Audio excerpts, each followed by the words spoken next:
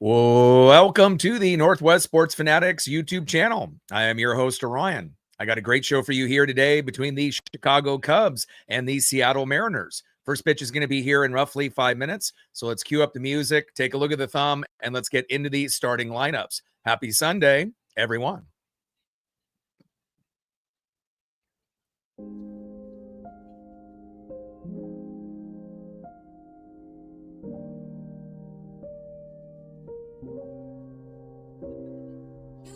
And on the thumb, on the left, one of the best players in the game this season, PCA, Pete Crow Armstrong. And on the right, one of the best center fielders on offense and defense, it's J-Rod Julio Rodriguez. Now let's get into the starting lineups here first for the visiting Chicago Cubs.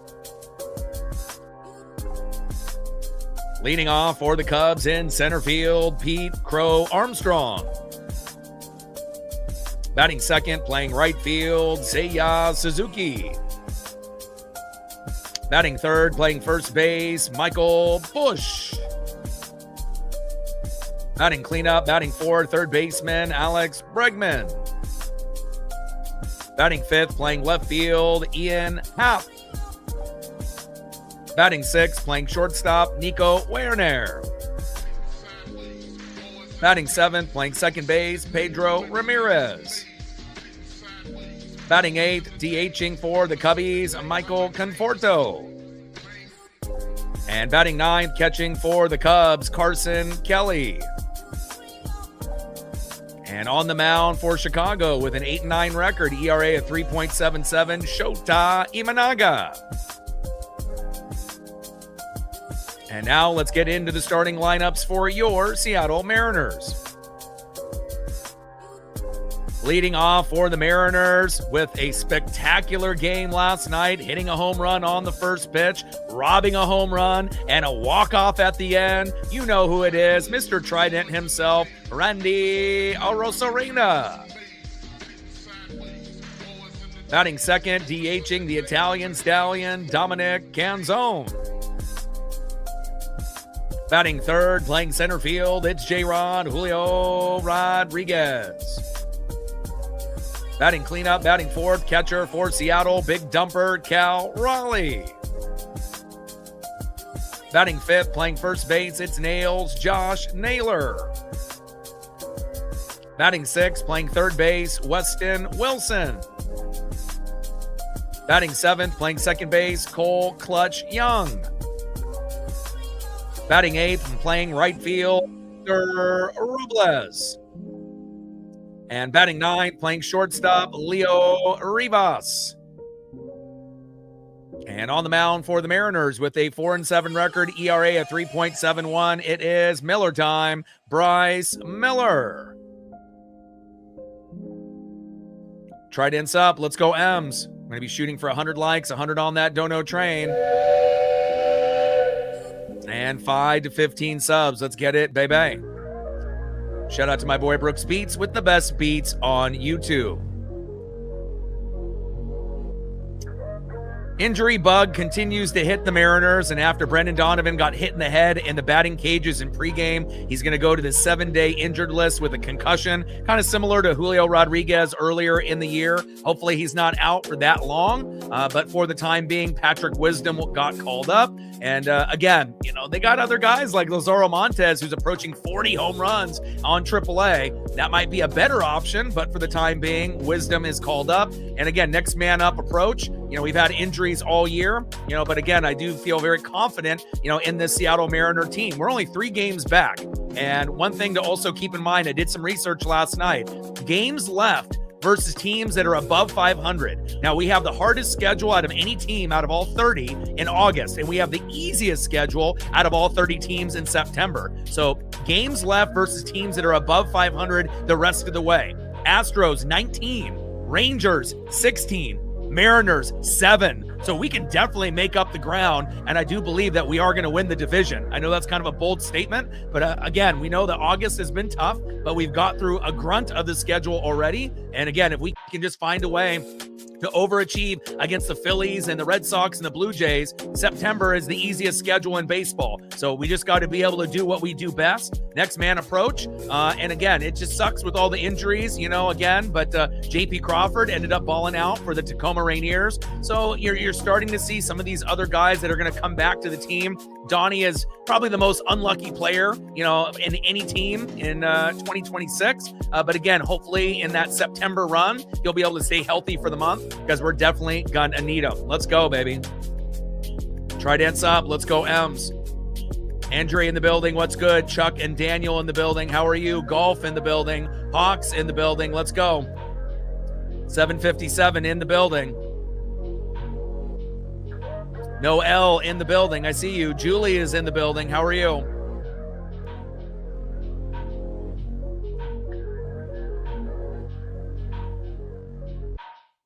All right, and we know Bryce Miller hasn't won a game since July 2nd, and he's been our worst pitcher out of our starting five besides George Kirby. And again, Wu and Hancock obviously have been hit or miss, and then Wu has got a little bit of a shoulder, so we may not see Wu, when we play against the Phillies. It's still to be determined, so we'll kind of wait and see. And again, nothing new for us. And if we can find a way to win the division or get a wild card spot with all the injuries that we've had this season, it shows really how resilient and talented this ball club is, even with a manager that isn't that bright. And again, we know, it's been tough. Probably the most challenging season that we've had in the last 10, 20 years, especially with the talent that we have. But I'm fully confident, especially with the easy schedule in September.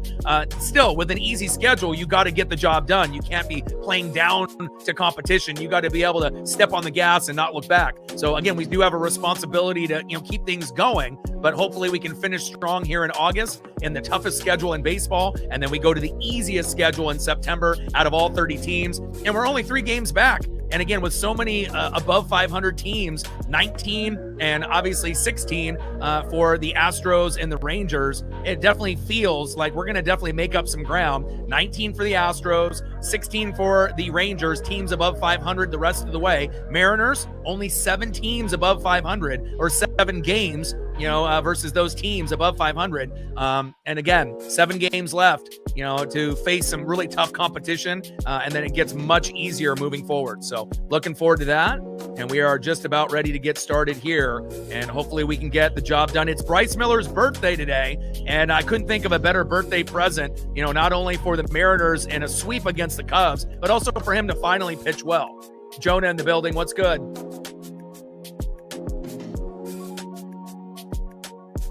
First pitch to PCA.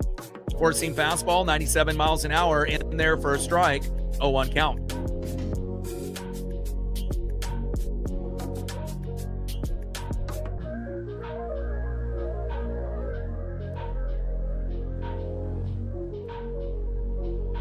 Oh, 0-1 pitch, knuckle curve, 83 miles an hour. Good start here for Bryce. No balls and 2 strikes to Pete Crow Armstrong. Let's go.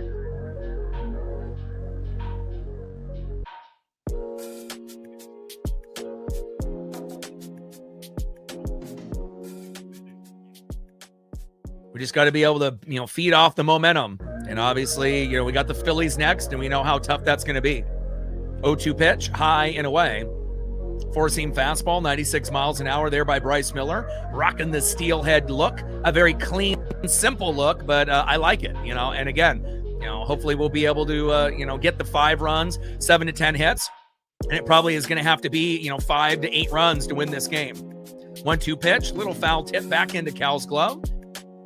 Count still remains 1 ball and 2 strikes with nobody on and no outs. Top of the first inning, 0-0 Cubs and Mariners. And again, 2 sensational victories back-to-back. And sometimes you got to be able to have that game, that turning point moment, that kind of you look back on and say, wow, that was the moment where, things kind of turned around for the Mariners. And again, we've had 2 games like that and back-to-back against the Cubs. And again, hopefully that'll carry over against the Phillies, Red Sox, and Blue Jays. And honestly, I think it will. Pitch is low and away with the splitter. 2 balls and 2 strikes from Miller to PCA. 2-2 pitch and a line drive into right. Cole Young in the right spot. Woo! Let's go. Great defense there by Cole Young. And we've seen a lot of those ground balls hit in between first and second, kind of skate through lately. And luckily, Cole in the right spot, line drive. And again, we've seen a lot of teams do that to us, but we haven't been able to do it to them that often. Great job by Cole Clutch Young. You are the man. One up and one down. Next up, right fielder in the 2-hole, Seiya Suzuki on deck. First baseman in the 3-hole, Michael Busch. First pitch to Suzuki, popped up into right field, out of play, 0-1 count, 97 mile an hour fastball there from Bryce. So far, so good out of Bryce Miller. Joe, what's good?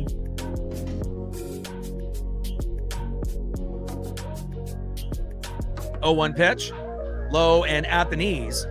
1 ball and 1 strike from Miller to Seiya Suzuki. But again, it shows you, even though Randy a lot of times doesn't hustle the first, he did yesterday, ran out a single, right? Hit a home run on the first pitch, robbed a home run, and then ended up making the walk-off. And it shows Randy's got the ability. He's been our best player all year. And if he just applies himself, instead of being like a top 50 player in baseball and being an all-star, he could end up being like a top, 15 player. And again, if he just tried every game. And, I'm not sure if it was like Cade Anderson being on the mound or what it was, but again, I'm happy that version of Randy came out. And hopefully we see that version of Randy a few more times before the season ends, because we're going to need it, especially with Donnie going to the IL with the concussion. That's not ideal. Pitch fouled off and out of play. And looks like Seiya got some spray on the bat here. Stick 'em and whatnot. 2 balls and 2 strikes from Miller to Seiya Suzuki.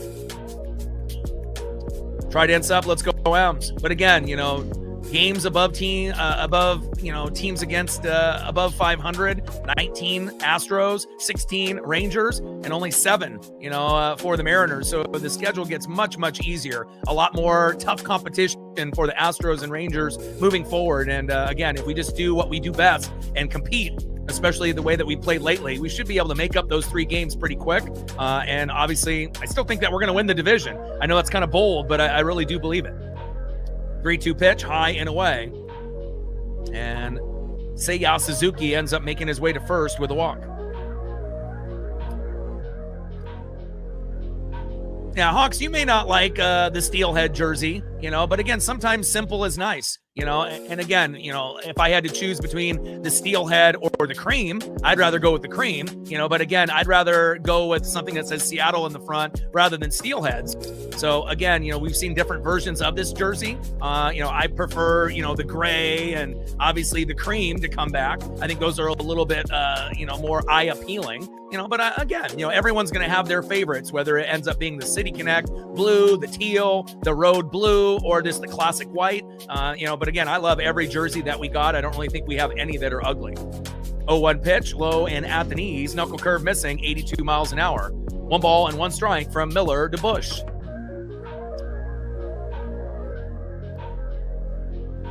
And I think it's one of those things, if you see the steelhead jersey in person, rather than just seeing it on TV, it's a little bit cleaner, than people think. And Busch pops it up. And Robles is there in right field, and that is 2 away. I mean, it also depends on your personal style, as well. Some people dress a little bit more flashier, so they like the colors, like the City Connect or the teal. And others are a little bit more low-key, looking for more of a cream or a white, just something a little bit more, kind of blending in to, with everyone else and whatnot. So, everyone's got their own style with the jerseys, but I don't think we really have any ugly ones. And, I don't mind these steelhead jerseys, especially with Seattle across the chest rather than steelheads. First pitch here to Alex Bregman incoming from Bryce Miller. Big swing and a miss, and Bregman has been obviously a Mariner killer up to this point, right? 2 home runs in game 1, a home run yesterday, and we just got to be able to limit the damage to Alex Bregman, who's been absolutely ridiculous in his last 25 games. Angry in the building, what's good?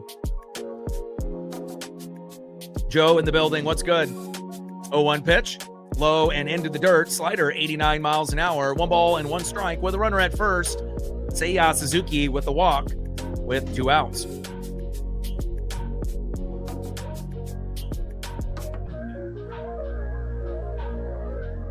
Power Code in the building. What's good?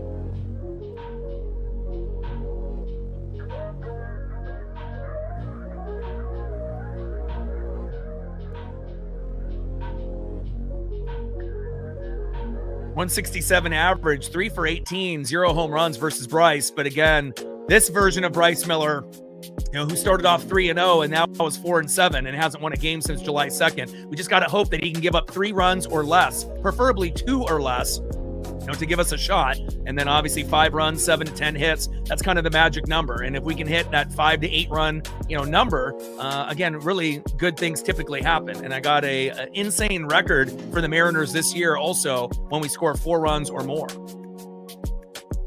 Pitches low and away, 2 balls and 1 strike from Miller to Bregman.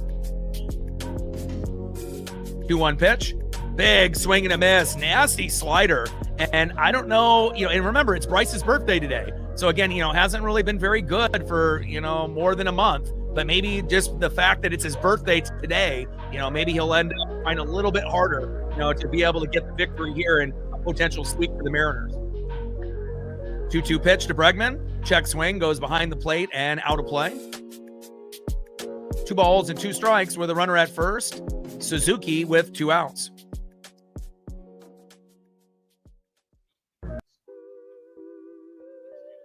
Shout out to my boy Brooks Beats with the best beats on YouTube. Let's go, Bryce.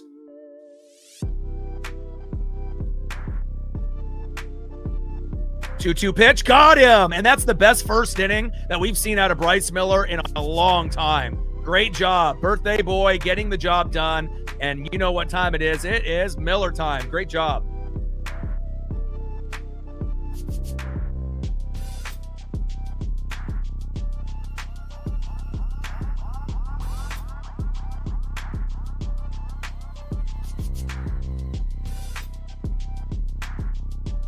And the Mariners, when they score 4 runs or more, you know what their record is? 45-18. I'm telling you, if we just play up to our potential, we can still end up being one of the better teams in the American League and a sleeper team as we go to the playoffs if we can make that run. All right, let's go to the bottom of the first inning and see who's up next here for the Mariners. Great job there by Bryce Miller.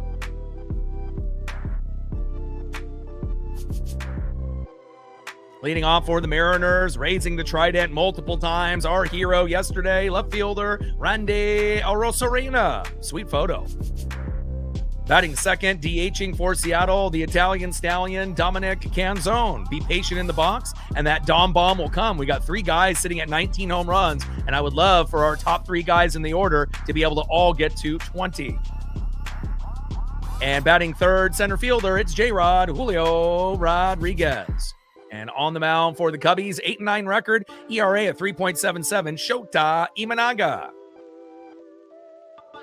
Trident sub, let's go Elms. 97 subs to go to 24,700. Still waiting for our first dono on our dono train to get going. And let's see where we are on the likes here as we go to the bottom of the first inning with a 0-0 game.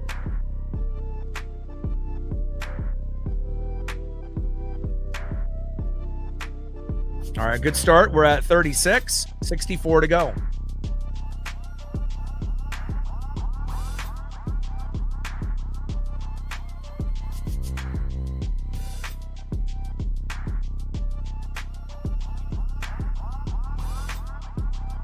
First pitch from Imanaga with the splitter, 80 miles an hour, high and away, 1-0 count. Trident's up. Let's go M's. 1-0 pitch, high and inside. Oh, that looked like a ball, and Randy's going to challenge. Or is he not going to challenge? I figured he would challenge that. That looked like a ball all the way. No challenge, 1 ball and 1 strike to Randy Arozarena. 1-1 pitch, takes a strike right down the middle. And it might have hit the corner, but looked a little high to me. And again, we got Randy, Dom, and Julio all stuck at 19 home runs, and a good chance that all 3 are going to be over 20, obviously, before this season ends. But will we get a few of them to 25, or will we any individual end up getting to 30? We'll see. 1-2 pitch from Imanaga to Arozarena. Low and at the knees with a splitter, 81 miles an hour, missing. 2 balls and 2 strikes to Randy Arozarena. Let's go, Randy. Might have earned himself $5 million more per year based off that performance last night. Hard hit ball, deep left field. Back. Gone! Woo! Let's go, baby. Raise that trident again. Randy Arozarena is hot as ever. 20 home runs on the season. Let's go, Randy.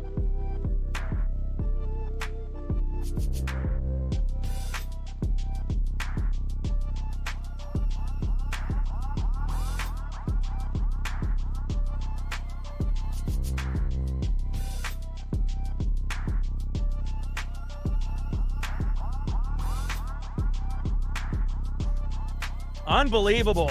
And again, for a guy, 6 straight 2020 seasons, Barry Bonds, Bobby Abreu, Bobby Bonds, Willie Mays, and now Randy Arozarena tying Willie Mays. And again, it just shows you this guy is so incredibly talented. Just try to run hard to first. Just try on ground balls. And then you could end up being a top 10, top 15 player in the entire league if you just try.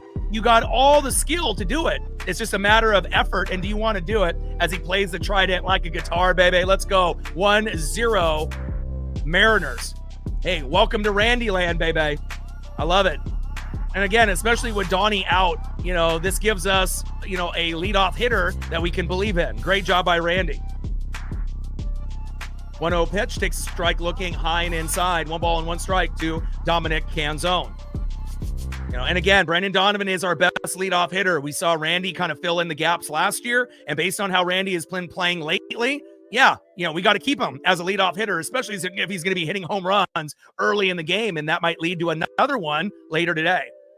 Incredible player, just try. Show us that you care. Show us that hustle, and then you can end up being a fan, from, every Mariner fan across the globe. No one's going to say anything negative if you just try, and we expect a lot out of you, but again, sometimes you leave, things on the table where it's just effort, and again, you got guys like Julio and Luke Raley that show that effort all the time in the outfield, and we would just love for Randy to do the same. But, with that being said, Randy, best hitter on the team all year. And thankfully, he hasn't gotten hurt this season, at least long term. Little minor hiccup injury here and there, but nothing too big. 3-2 pitch, hard hit up the middle. And Dominic Canzone works the count. And guess what? He ends up getting a hit. Let's go. And again, he's going to be a hot commodity with Skubal. Those will be the top 2 names that, whether it's the Dodgers or the Yankees or, the Cubs or any of these teams that are going to be looking for a guy like Randy, since Ian Happ is going to be on the market as a left fielder as well. But again, it'll be interesting to see if the Mariners give him a good offer and he wants to come back. He is very tight with Julio, or if he decides to move on for money and go to another team. Next up is Julio Rodriguez. First pitch with the splitter, low and at the knees, 1-0 count. And again, are we going to be able to get a player, like Randy, in left field next year? Probably not, at least as far as WAR and overall numbers. But it's just that, can he adjust his game to hustle a little bit more to first base and on those ground balls and throw lasers instead of lobs, and then we don't have an issue. Or he turns into our everyday DH, then we never have an issue ever again either. But I'm not sure if he's willing to do that, and I'm not sure if our manager would be willing to approach him for that as well. But Lazaro Montes is approaching 40 home runs, and that could be our future right fielder. So, again, we have options to move Dom or Luke in the left. Julio pops up into shallow center. Pete Crow Armstrong is there and caught, and that is 1 away. And again, we're going to call a spade, right? We're going to acknowledge greatness wherever it is, whether it's on the Mariners or someone that does something spectacular against us, but again, if it's due to lack of hustle, and it's someone on our team, we just can't let that fly just because they're on the team. We got to be able to call them out. But one thing is for sure, no one can argue that Randy is an incredible hitter and has been since his Tampa Bay days. Phenomenal. Next up is the big dumper, Cal Raleigh, who's moved himself up from the batting order from 7th all the way to 4th. And again, lately he's been seeing the ball better from the right side. And again, with a lefty on the mound, let's see if Cal Raleigh can get a single, double, or a home run. 1-0 pitch in there for a strike. 1 ball and 1 strike from Imanaga to big dumper. And again, Randy may be willing to take a little bit less money if he's that tight with Julio. But again, Randy is going to be definitely being able to potentially get a big payday. So not really sure, where the Mariners are spending wise and if they'd be willing to bring Randy back or not. But it also probably depends on how far we go. And if Randy is one of those key pieces, that cog in the wheel that gets us to the, playoffs and we end up winning the AL West, then they probably would have to at least offer and see if he's willing to come back or if he'll end up going to a team like the Cubs, the Yankees or the Dodgers or one of those top tier teams. 1-2 pitch. Big swing and a miss off that splitter, 81 miles an hour. Down goes Cal, and that is 2 away.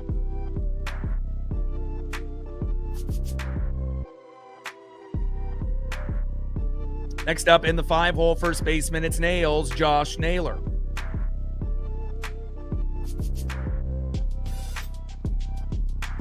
Let's go, Nails. 1-0 Seattle. Solo dinger by Randy Arozarena. Welcome to Randy land, baby.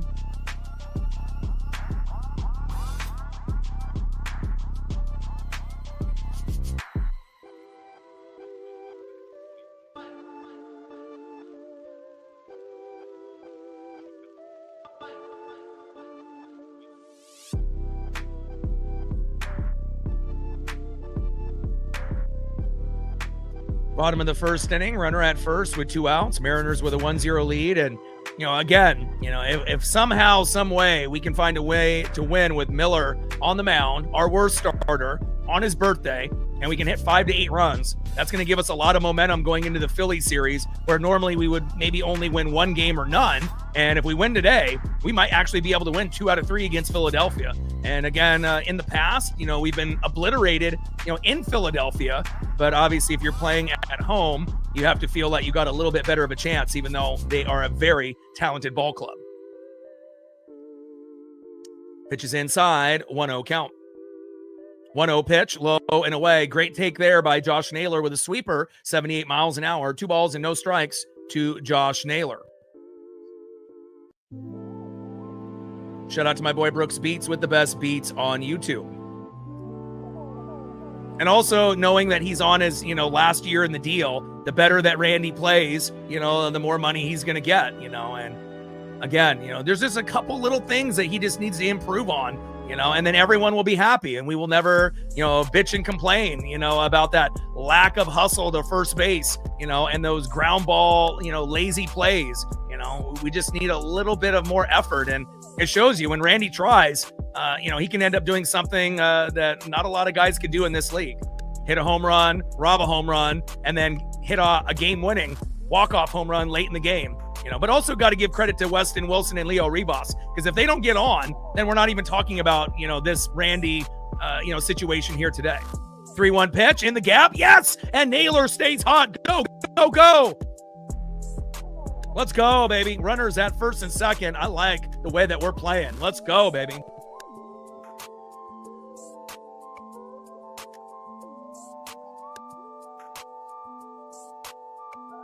Nice job, baby. Nice job by Josh Naylor. And it shows you with Dom and Naylor, if you just are, not so overly aggressive and you work the count, good things can happen.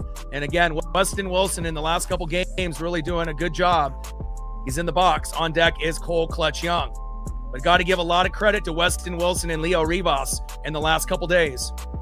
First pitch with a sweeper, low and at the knees, 1-0 count. And I know Weston got put in, for Brock Rodden in that Brewer series, and he didn't, come up with the big play. But thankfully, he's been able to come up with some plays recently, and that definitely helps. 1-0 pitch, big swing and a miss. 1 ball and 1 strike from Imanaga to Wilson. And obviously with Donnie on the 7-day concussion IL, it'll give Wilson a few more opportunities at third base to kind of hone his game if they decide to go with him. But JP will be coming back pretty soon, so they may end up splitting some starts once JP is ready. And Weston Wilson pops up into right. And Seiya Suzuki is there, and that is out number 3. We leave 2 stranded, but not after Randy Arozarena. Welcome to Randy land. He does it again. And again, one of our hottest hitters as of late. And the Trident looks good on you. Beautiful. Randy Arozarena. Welcome to Randy land. 1-0 Seattle. End of the first inning. Let's go to the top of the second and see who's up next here for Chicago. Love the photo.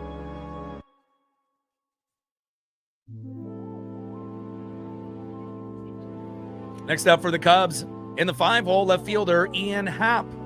Batting second in the 6-hole, shortstop Nico Werner. And batting third in the 7-hole, second baseman Pedro Ramirez.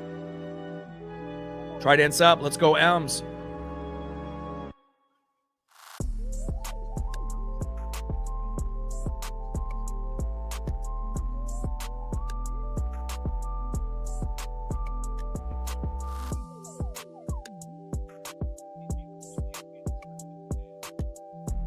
And a great start for Bryce Miller on his birthday today. Matt in the building. What's good? Trident's up. Let's go M's. 97 subs to go to 24,700. 397 to go to 25,000. Let's go. Still looking for our first dono on our dono train as we go to the top of the second inning. And let's see where we're at on the likes. We should be around the halfway point. And we're at 49 right there, 51 to go.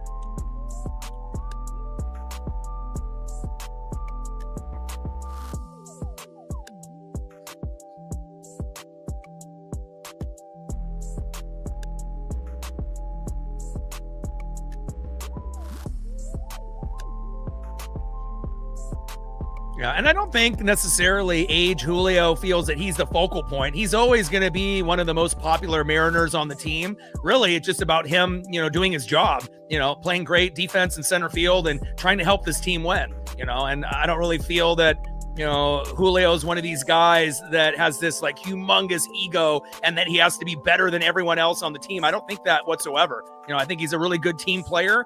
He knows he's popular, and whatnot, but I don't think he has to be like the guy in the spotlight. I mean, this team has got a lot of really fun players, with the addition of Cade Anderson, Cole Young stepping up this year as well. And it's great to be able to see Randy step up as of late. And again, I feel like we are a true team. And there's not one player bigger than anybody else on the roster, even though Julio may be the most popular guy on the team, but after a while, it may not even be just Julio. It could be Julio and Cade Anderson, and then maybe even Cole Young adding onto that list. And we'll see if Randy comes back to the team next year or not as well. Pitch is high and away, 2 balls and 1 strike from Miller to Happ. But I don't think it's ever been, Julio feeling I got to be the best player on the team and it's all about me. And, I've never felt that from him ever. 2 balls and 2 strikes from Miller to Happ. 2-2 pitch. Popped up and out of play, because usually guys like that, aren't going to talk to the media, and they're not going to be giving away autographed balls and gear for candy and whatnot. If you go back and look at guys, like Barry Bonds, thinking that he's greater than the game, he didn't like to talk to the press. He didn't like doing interviews, and he sure as hell wasn't giving anything away or talking really that much with the fans, as well. So, I mean, there's a different type of player, and we know obviously Bonds was great. He was Hall of Fame before he, started doing steroids. But again, there's certain guys, that they portray that maybe they are bigger than the game, but I've never, felt that from Julio, not even once. Pitch is low and at the knees. Count now is full. 3-2 pitch from Bryce to Happ. Little dribbler towards first base with a cutter and out of play. Count now is full. 3 balls and 2 strikes with nobody on and no outs. Top of the second inning, 1-0 Mariners. And if anything, it's nice to be able to have someone other than Julio step up. Luke Raley got hurt. He's out for the year.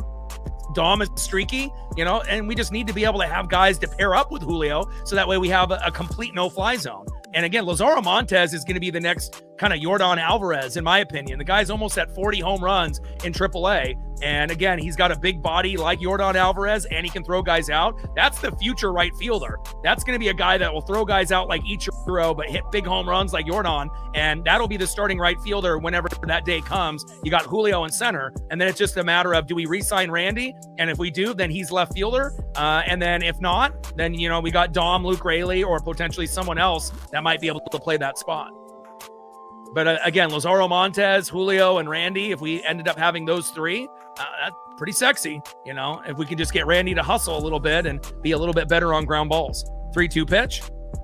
And Happ pops up. And fading out of play. And I guess it really just depends with Randy. Do you want to be a good player, an all-star, or do you want to be a Hall of Famer? And again, if he actually looks in the mirror and says, if I actually try running hard to first every time, if I try hard on ground balls, that could be the difference, especially if Randy ends up winning a World Series, how he's viewed as a player from the outside. 3-2 pitch, and got him. There we go. If you look at his stats from Tampa Bay and now in Seattle, if he ends up winning a World Series and can improve just on a few basic things, again, there's always a chance, down the road, if you can end up getting a ring and you can keep improving and putting up amazing stats, 2020, and, you're in the same category of guys like Willie Mays, not many guys can say that. Great job here by Bryce Miller early. Next up is Nico Werner. Let's go, Bryce.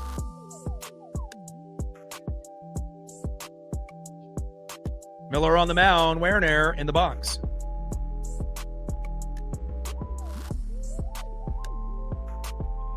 Pitch popped up and out of play. 0-1 count. And again, if the Mariners are able to win one World Series, how many Hall of Famers potentially could we have?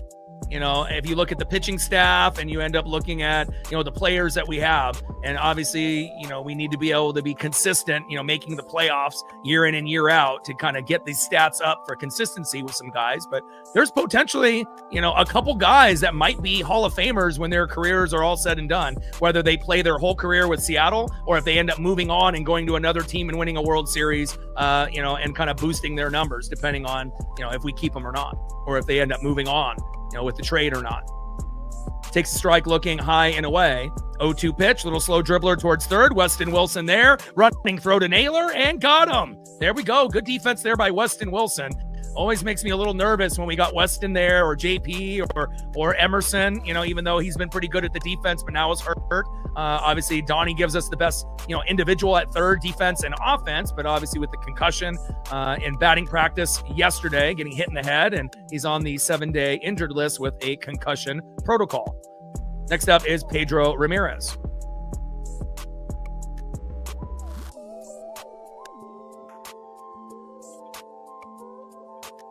First pitch is inside. 0-1 count.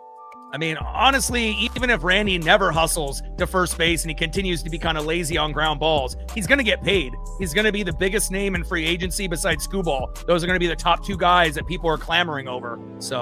And there's not a lot of options for left fielders, that are elite. He's got the highest WAR, and the only other guy that's going to be available that's kind of a name is a guy that we're going against, Ian Happ. And obviously, if we swapped Happ and then Randy went to the Cubs, obviously it would be a little bit of a downgrade, obviously based off the player, but, there's not a lot of left fielders, that are top tier. It's really Yordan and Randy this season. Those are the top two.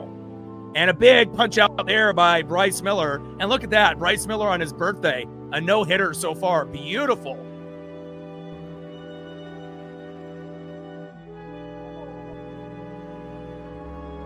Nice job there by Bryce Miller on his birthday. And again, we need him to pitch well, 2 runs or less. And again, if we can get 5 to 8 runs today, we're definitely going to have a chance to get the brooms out and get the sweep. And that's going to help us mentally and physically going forward against Philly starting tomorrow. Next up for the Mariners, my favorite player in the 7-hole, second baseman Cole Clutch Young. Batting second in the 8-hole, right fielder Victor Robles.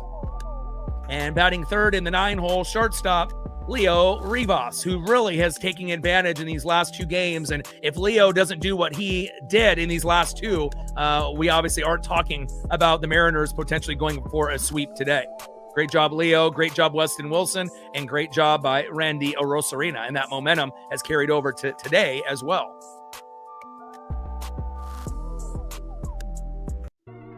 Shout out to my boy Brooks Beats with the best beats on YouTube. 97 subs to go to 24,700. Still looking for our first dono on our dono train to get going for Paisley and I. And let's see where we're at on the likes. Hopefully in the 60 range.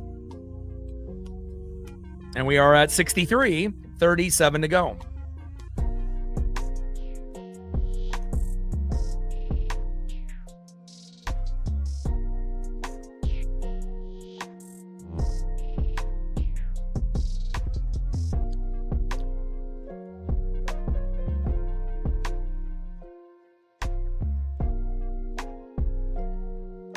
Yeah, and we'll see how that all kind of plays out. We're only 3 games back. And again, games left versus teams that are above 500 the rest of the season. Astros 19, tough schedule. Rangers 16, tough schedule. Mariners 7.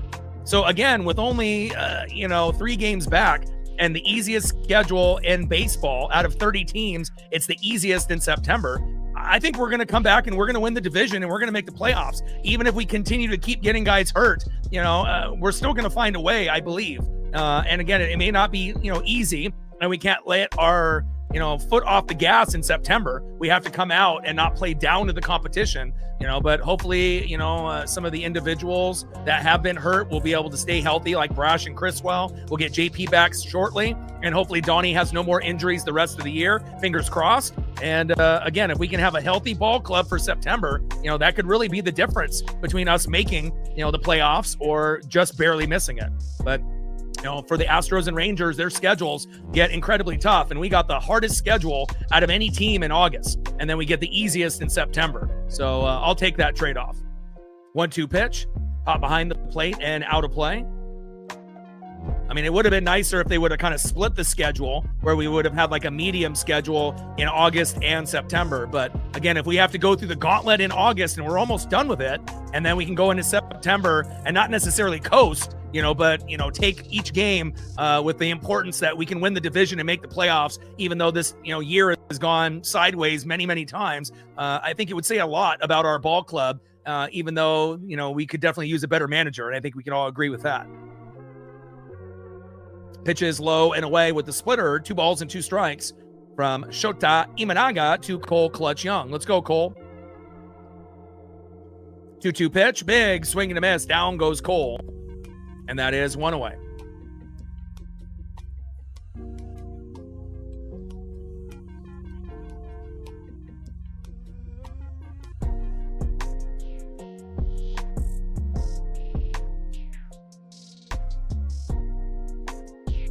Next up in the 8-hole right fielder, Victor Robles. On deck is Leo Rivas. First pitch is high and inside with a 4-seam fastball, 90 miles an hour, 1-0 count. Come on, Victor.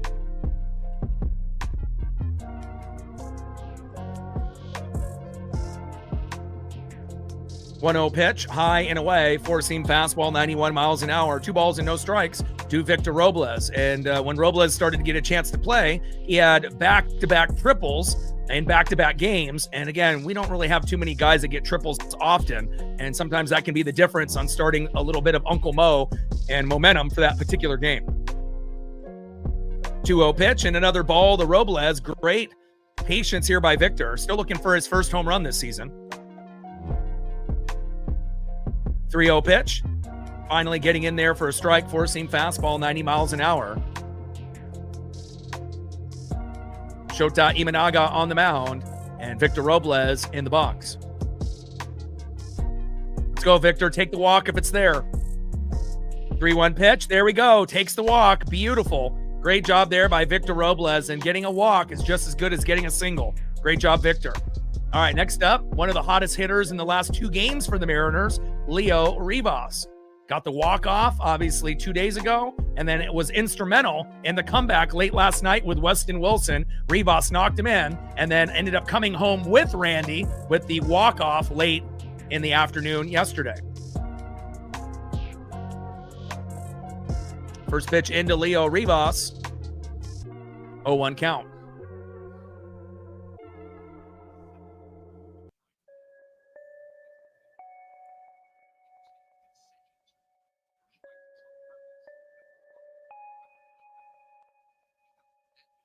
Oh, 1 pitch, low and away with the splitter, 81 miles an hour. 1 ball and 1 strike from Imanaga to Rivas. Yeah, I'm looking forward, Toby, to college football and the NFL as well. Obviously, those are my 3 favorite things, the MLB, college football, and the NFL. So it's going to be very exciting, and we'll be doing a lot of coverage with all 3 sports.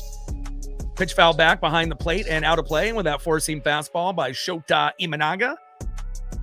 Runner at first with 1 out, bottom of the second inning, 1-0 Seattle with another solo dinger by Randy Arozarena. He is heating up. And again, 2020 club, being able to do it for a number of years in a row. And anytime you can end up pairing up your name with guys like Bonds and Willie Mays, you're doing something, on that top tier level. And Randy has been phenomenal. He's been literally the best left fielder in the game this year, besides Yordan Alvarez, who's been the best player in the game, and he will win AL MVP, Yordan Alvarez. And then it'll come down to PCA or Shohei Ohtani winning the National League MVP. Now, if Judge was healthy this year, then it would be Yordan versus Judge, like it was with Judge and Cal last year. But we obviously know with the ribs, Judge has been hurt for a good chunk of the year. And stolen bag attempt by Robles and safe.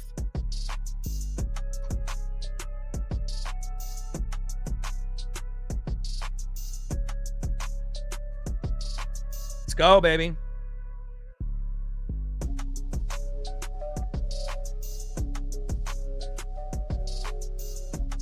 It really just depends on who they play, and with the schedule that I have, if it ends up being like a game like, Auburn and like Alabama, or something like of that nature, then there's a chance, but normally if I end up doing an Auburn game, it would only be for like the bowl game. And if it ended up fitting my schedule down the road, but we'll see, if they have any games good enough for me to do. So usually I'll stick to, Big Ten games and, obviously the Pac-12 and whatnot, but every once in a blue moon, there'll be some SEC coverage. And sliding attempt, safe, go, go, go, run, Victor, yes, wild pitch and wild throw, let's go. Victor Robles scores off the wild throw, goes from second to third, stealing the bag, and then goes from third to home, 2-0 Seattle, let's go, baby, let's go.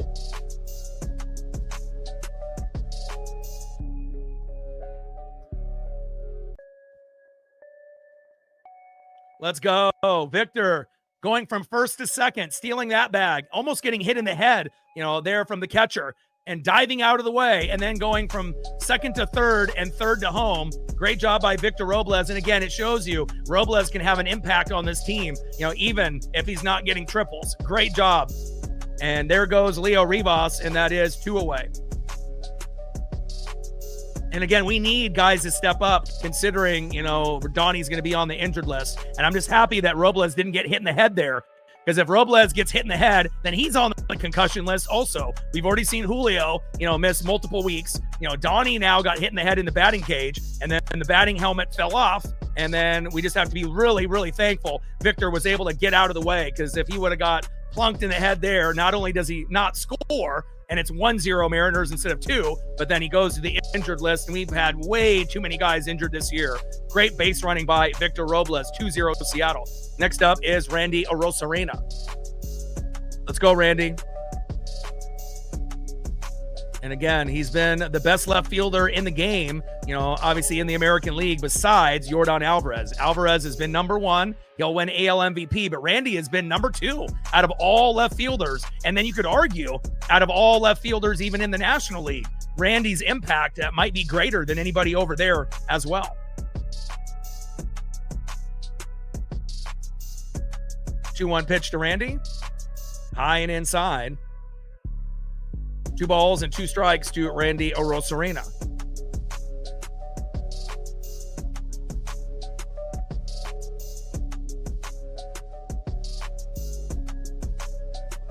Three-one pitch.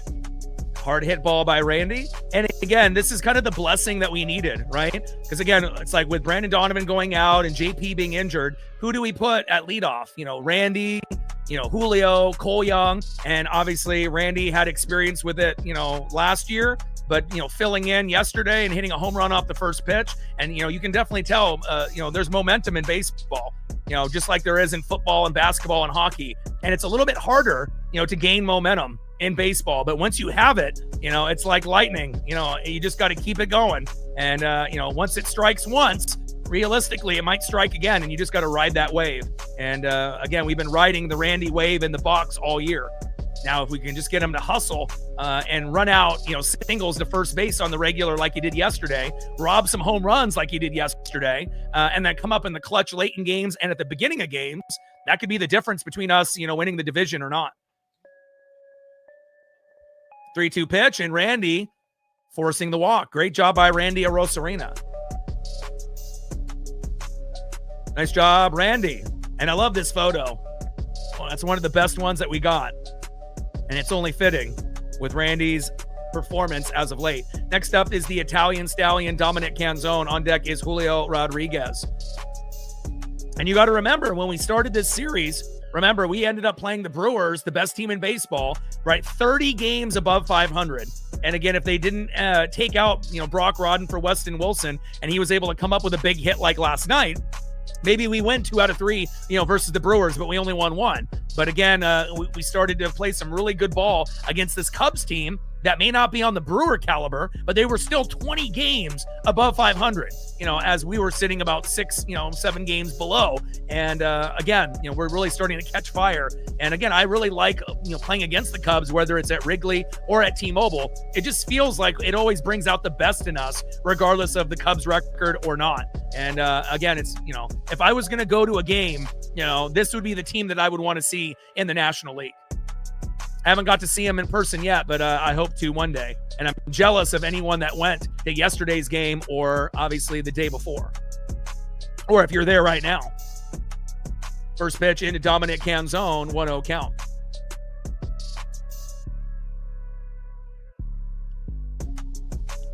Yeah, Bain has got a very good chance of being Rookie of the Year. Should have been a top 5 pick. But again, he may look 30 years old when he might be in his teens and early 20s. But again, his work ethic is, second to none. And that's what I really appreciate. 1-1 pitch, hard hit ball into deep left field, fading out of play. And again, Levante David retired. So that's a big, big loss. Mike Evans went to the Niners. That's a big loss, even though we still have a lot of good pieces. But again, Bain finally gives us a guy, like a Simeon Rice, Derek Brooks hybrid type of player that can get to the quarterback and make some big plays. And I'm very excited about that. Now we just got to take care of Baker and get him paid, since they paid Vita Vea already. But again, offense and defense, still need a little bit of improvement. But again, there is a good chance the Bucks reclaim the NFC South, and we'll see what happens. 2 balls and 2 strikes from Shota Imanaga to Dominic Canzone. 2-2 pitch popped up into left and out of play. Slider 87 miles an hour. 2 balls and 2 strikes with a runner at first and 2 outs, bottom of the second, 2-0 Seattle. And again, things have not gone our way, but sometimes, what doesn't kill you makes you stronger. And life is like the Mariners. Sometimes things go wrong. It's all about how are you going to react and respond. And it feels like we're starting to respond in a positive manner, and we're going to get rewarded for it with the easiest schedule out of all 30 teams in September.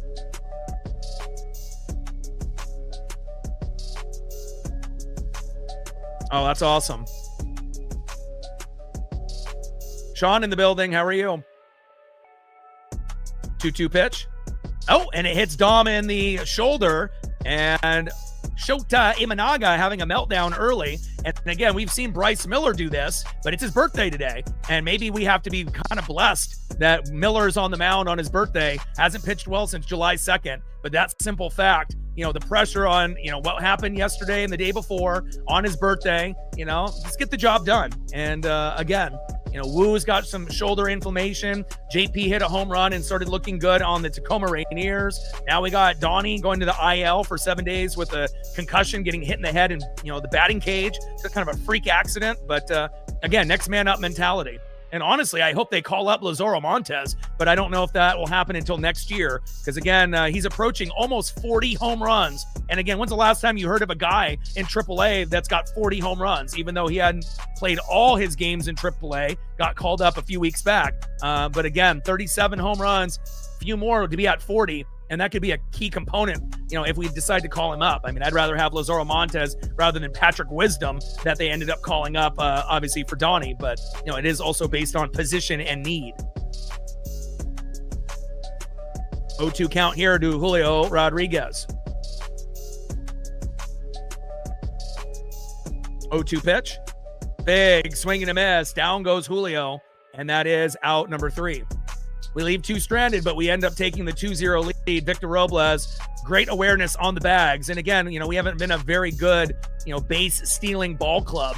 A lot of times we've been falling asleep in between the base paths. And again, it just feels good, when we can end up taking advantage of someone else's mistake. Thankfully, Robles didn't get hit in the head from going from second to third to home. And now we have a 2-0 lead, but it's far from over. But we're feeling pretty good. And again, momentum is real. Uncle Mo is real. And again, this will carry over into the Philly series starting tomorrow. And we know how tough they're going to be. Phillies, Red Sox, Blue Jays. And I don't think we really fear anybody. We've already got through the meat of the schedule. And then again, we got the easiest schedule in September out of 30 teams. And again, that's where we make up those 3 games. And we're only 3 games back. We're 6 games below 500, but that's not really the number. It's about how close are we to the Astros and the Rangers. And we're only 3 games back. And 3 games back can be made up very, very quickly, especially if the Rangers and the Astros hit a wall, which they potentially will in September and maybe even in the next couple days. End of the second inning, 2-0 Seattle. Trident's up. Let's go M's.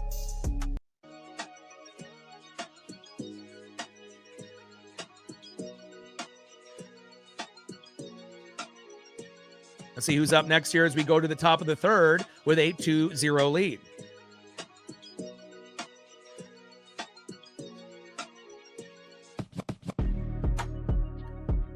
Shout out to my boy Brooks Beats with the best beats on YouTube. Next up in the 8-hole, DHing Michael Conforto. Batting second in the 9-hole, catcher Carson Kelly. And back at the top of the order, it's PCA Pete Crow Armstrong.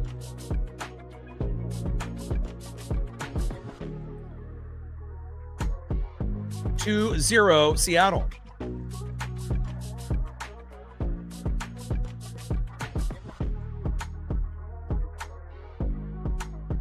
Still looking for our first dono on our dono train. 97 subs to go, do 24,700. And let's see where we're at on the likes. We should be in that probably 70 range. And let's see where we're at. We are at 82, 18 to go.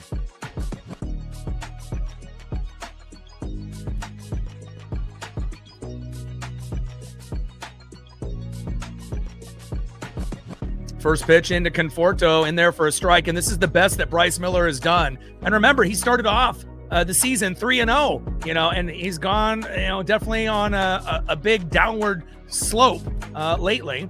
Hard hit ball, deep right field, back, gone!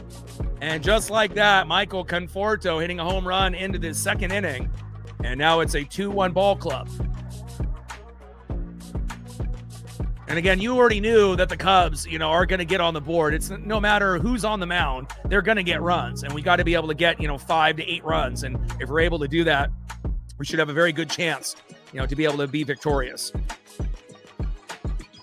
And there's been times where Bryce has given up 5 or 6 runs in the first inning. So again, clean in the first 2 innings, gives up the home run to Conforto. That's unfortunate, but at least it's not 1-0 Cubs right now. It's 2-1 Mariners. So, we're still in great shape.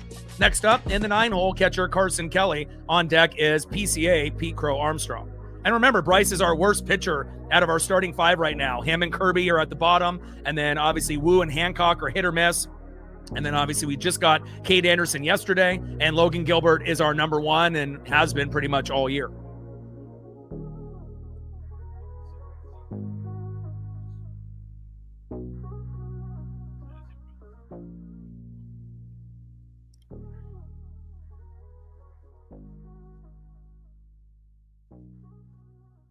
Pitch is low and away. 1 ball and 1 strike with the cutter from Miller to Kelly.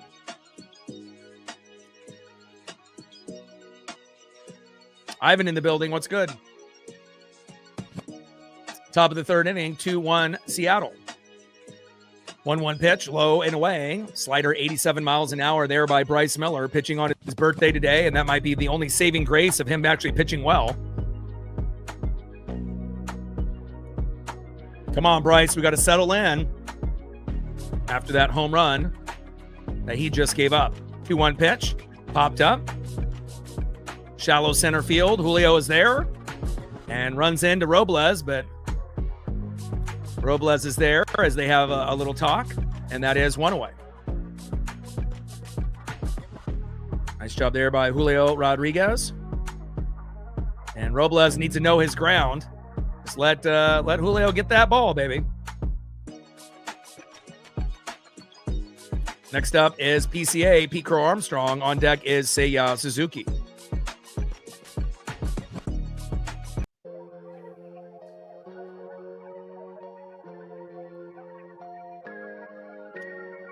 First pitch with the cutter, 92 miles an hour in there for a strike, 0-1 count. 5 home runs in the last 6 games for PCA, and he's going to be right there with Shohei, for National League MVP in 2026.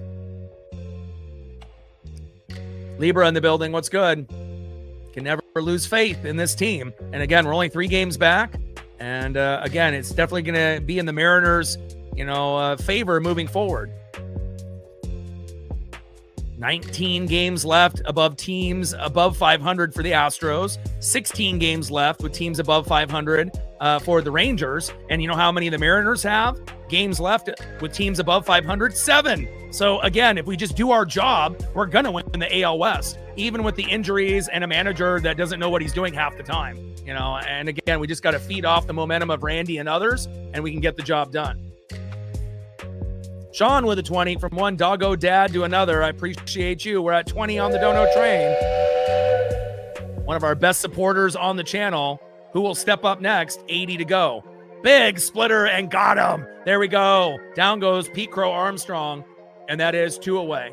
Shout out to Sean, one of our best supporters on the channel. We appreciate you. And again, maybe the only saving grace today for Bryce Miller, that it is his birthday today. And also based on how we played in the last 2 games. I mean, if that can't get you fired up, nothing can.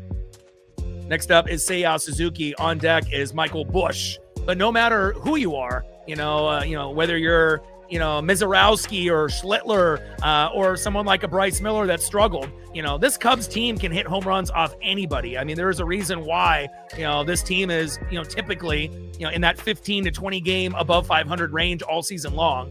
And again, we just have been able to really have some clutch moments at the end of both games. And honestly, if anyone needed those moments, it's us. And with all the injuries and poor managing by Dan, as of late. 1-0 pitch popped up and out of play. 1 ball and 1 strike from Bryce Miller to Seiya Suzuki. 1-1 pitch popped up and out of play.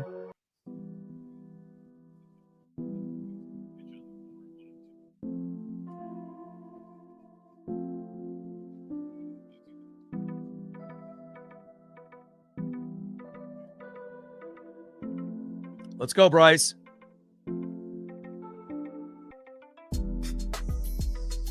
1-2 pitch, and it goes into the dirt off the chest protector there of Cal with the knuckle curve, 85 miles an hour. 2 balls and 2 strikes with nobody on and 2 outs. Top of the third inning, 2-1 Seattle. And again, this is the best that Bryce has looked in a long, long time. Age with a 20. Thank you so much. I appreciate you. Every dollar counts. And we had a little foreshadowing of what was going to happen late last night. Libra obviously knows about that. And I appreciate you. Age with a 20. Thank you so much. We're at 40 on the Dono train, 60 to go. And again, things have not gone our way, but again, it definitely builds character, and again, it's been a tough year, but I still think that we can end up, winning the division. And again, if we can make the playoffs in a year like this, we can do anything. And Seiya Suzuki ends up taking his base and another walk to Seiya. Shout out to Sean and shout out to Age. We're at 40 on the Dono train, 60 to go. And obviously Paisley and myself thank the 2 of you very, very much. Next up is Michael Busch.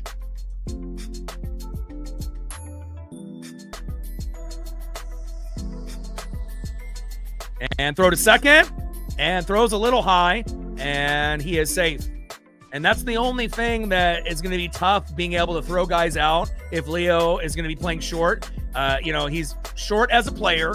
He's got short arms, and he's got, kind of short legs. So, again, when you're going to have a throw that typically is going to be wide right, if it's a taller player, like a Colt Emerson, he'll be able to make some of those plays.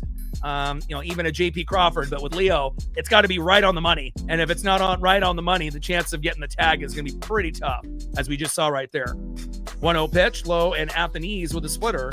2 balls and no strikes to Michael Busch. But Leo stepping up in extraordinary fashion, coming in late 2 games ago, with the walk-off, and being one of the key contributors. If you got to think about it, Weston Wilson started it, Leo got him in, and then Randy cleaned it up. But again, if it's not, Weston Wilson and Leo Rivas doing their job and some, we're not talking about the win yesterday with Randy Arosarena with the walk-off. So you got to give a lot of love and credit to Weston Wilson and Leo Rivas, to put us in a position for Randy to do what he did. Pretty amazing stuff. 3 balls and no strikes to Michael Busch. Come on. 3-0 pitch. Finally get a strike with a 4-seam fastball, 95 miles an hour by Bryce Miller. 3 balls and 1 strike with a runner at second and 2 outs. Top of the 3rd inning, 2-1 Seattle.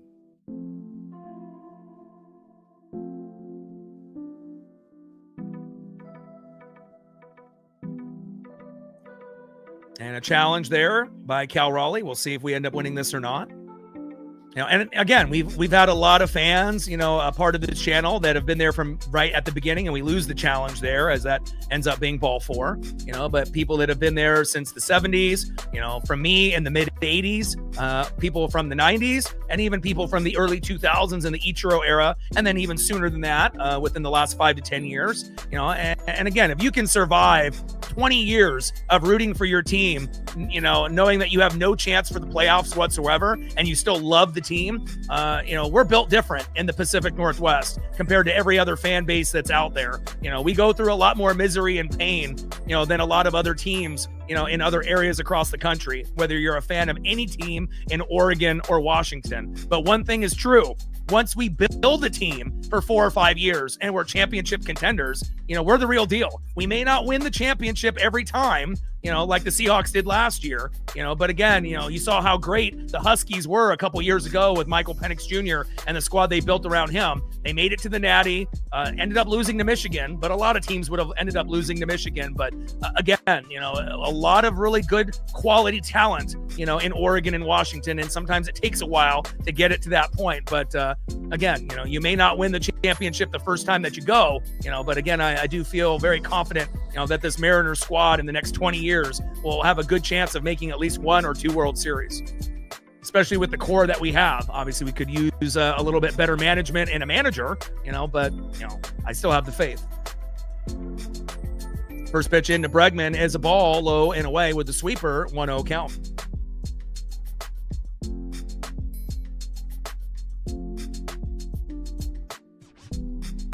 .0 pitch, low and away, sinker missing, 95 miles an hour. 2 balls and no strikes with runners at first and second and 2 outs. Top of the 3rd inning, 2-1 Seattle.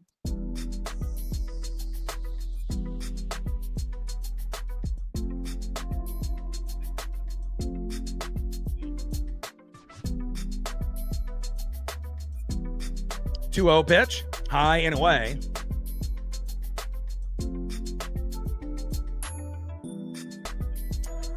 Hitting the line there with a 4-seam fastball. 2 balls and 1 strike with runners at first and second and 2 outs. Got to get this last out. Come on, Bryce.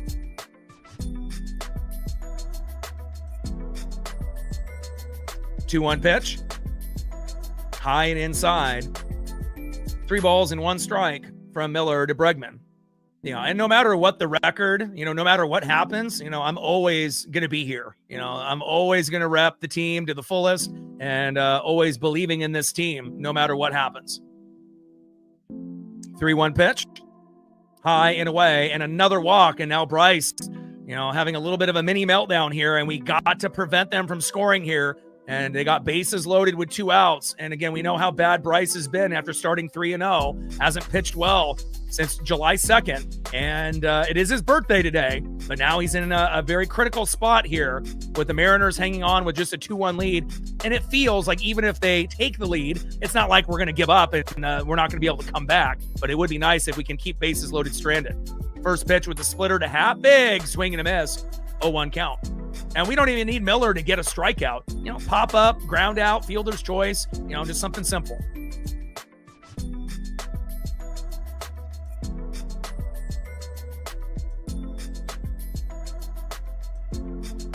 Oh, 1 pitch, high and inside, 1 ball and 1 strike from Miller to Happ.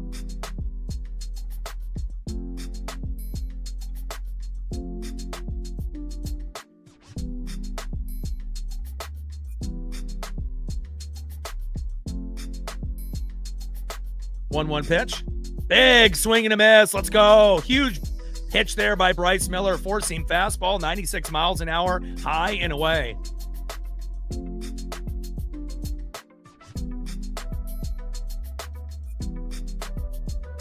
Come on, Bryce. Let's go. 1-2 pitch. Little dribbler towards first and out of play. Splitter 85 miles an hour. 1 ball and 2 strikes with bases loaded and 2 outs. Top of the 3rd inning, 2-1 Seattle.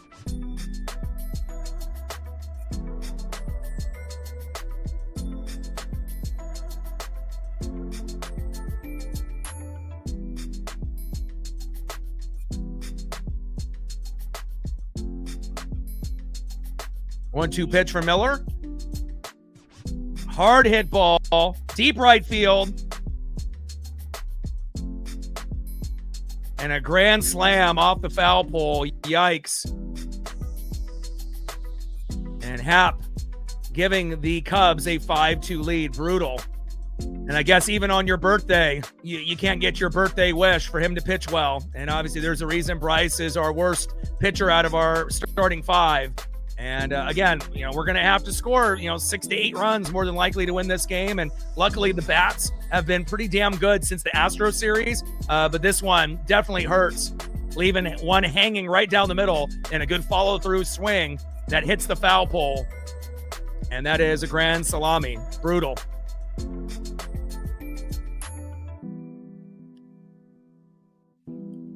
But again, it's much better that we're hitting the ball the way that we've been, because obviously if we're down, 5-2 in the past prior to the Astros series, I wouldn't say the game is fully over. We're down by 3 runs, but it definitely wouldn't be looking good. But the way that we've been swinging the bat, we can tie this game up within 3-4 innings. We just got to hope that whoever comes in after Bryce, doesn't give up, a whole lot, as well as Bryce himself. If he's still staying in the game for a few more innings, we can't have him give up any more runs. This has got to be it, if we're going to have any chance to be able to come back. Pitch fouled off there by Nico Werner, low and at the knees. No balls and 2 strikes from Miller to Werner. 0-2 pitch, high and inside. 1 ball and 2 strikes from Miller to Werner. And it just kind of stinks, that Wu got injured, because I'd rather have Wu on the mound and I would transition Bryce as a bullpen pitcher, because he can't pitch more than a couple innings, a half inning either, another half inning, and that's perfect for Bryce. But he's not a starting pitcher at this moment. He's got to be a bullpen guy, considering that we called up Cade. But now with Wu, with the slight shoulder issue, once Wu comes back, I would move Miller into the bullpen for the rest of the year. There is no way that I have him as a starter based on what we've seen since July 2nd. And we finally get out with a big strike looking there. But again, and that kind of ruined the plan, because Wu was supposed to start today. And if Wu doesn't have the shoulder issue, we don't have to worry about Bryce in this situation here. And then you can have Bryce come out. And I don't even want Bryce to be, a piggyback. I just want him to pitch a half inning, 2 innings at the most. And that's, what you need to have. Same thing if we would have kept Castillo on the team. He's not, going to do the good job that we need as far as a 5 or 6 inning pitcher. But pitching 1 or 2 innings, on a guy that obviously can't, get the job done pitching more than that, at some point if Wu can end up fixing that shoulder, we got to transition Miller to the bullpen immediately. And again, we're going to be getting Brash and Criswell back. Obviously, we know Vargas didn't look very good in his first game yesterday, but, as far as Bryce being able to help the team win, it's not going to be by being a starter anymore, at least for this season. All right, let's go to the bottom of the third inning, and we got to be able to make up a few runs, and hopefully we can get at least one here in the bottom of the third. Just got to keep the faith no matter what happens. Next up for the Mariners, 0 for 1 with a K, catcher, big dumper, Cal Raleigh. Batting second, 1 for 1. First baseman, it's Nails, Josh Naylor. And batting third in the 6-hole, third baseman, 0 for 1, Weston Wilson. Trident's up. Let's go, M's.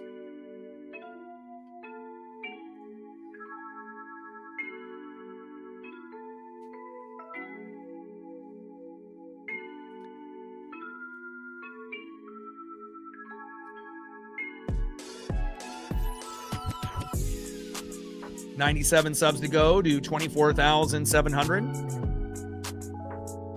Gained another sub moments ago. Appreciate you.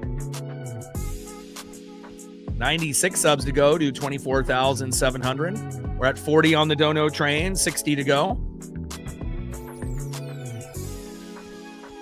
And we got to be able to get back some of those runs that we just gave up. And we're at 93. Can we get 7 people to hit the like button so we can hit 100? We got 234 in the room. That should be an easy ask at the moment. 7 likes to 100. We need 7 people out of 233, and we should be able to hit 200 likes before this game is over. First pitch to Cal Raleigh is high and away, 1-0 count.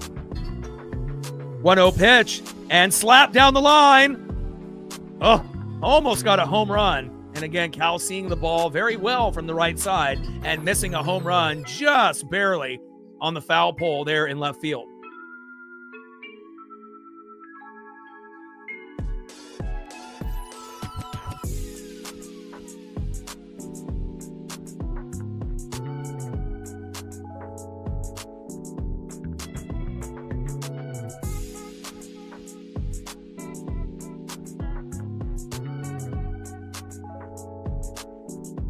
And Raleigh with a little blooper. There we go. And again, Cal Raleigh seeing the baseball very, very well from the right side within the last month or so. Great job there by the big dumper, Cal Raleigh. And again, it feels like if he continues to get more right-handed at-bats, he'll eventually get probably, hopefully close to that 175, 200 batting average, which he's been sitting at around that 160 range lately. Nice job there by Cal. Next up is Nails, Josh Naylor. On deck is Weston Wilson. And again, all we need is someone to get a hit, another guy to get a walk, and then someone to hit a homer, and all of a sudden the game is tied, 5-5. So again, when you're down by 3 runs, it seems like a lot, but in reality, you just need to be able to get one guy to get hit by a pitch or a walk, another guy to get a single or a double, and then the next guy up to, be able to get a hold of one down the middle. And, just like that, if you're able to, have an inning where you can have something like that happen, the momentum can shift almost immediately. And again, it's not like Imanaga has been great up to this point. We just got to be able to be patient here.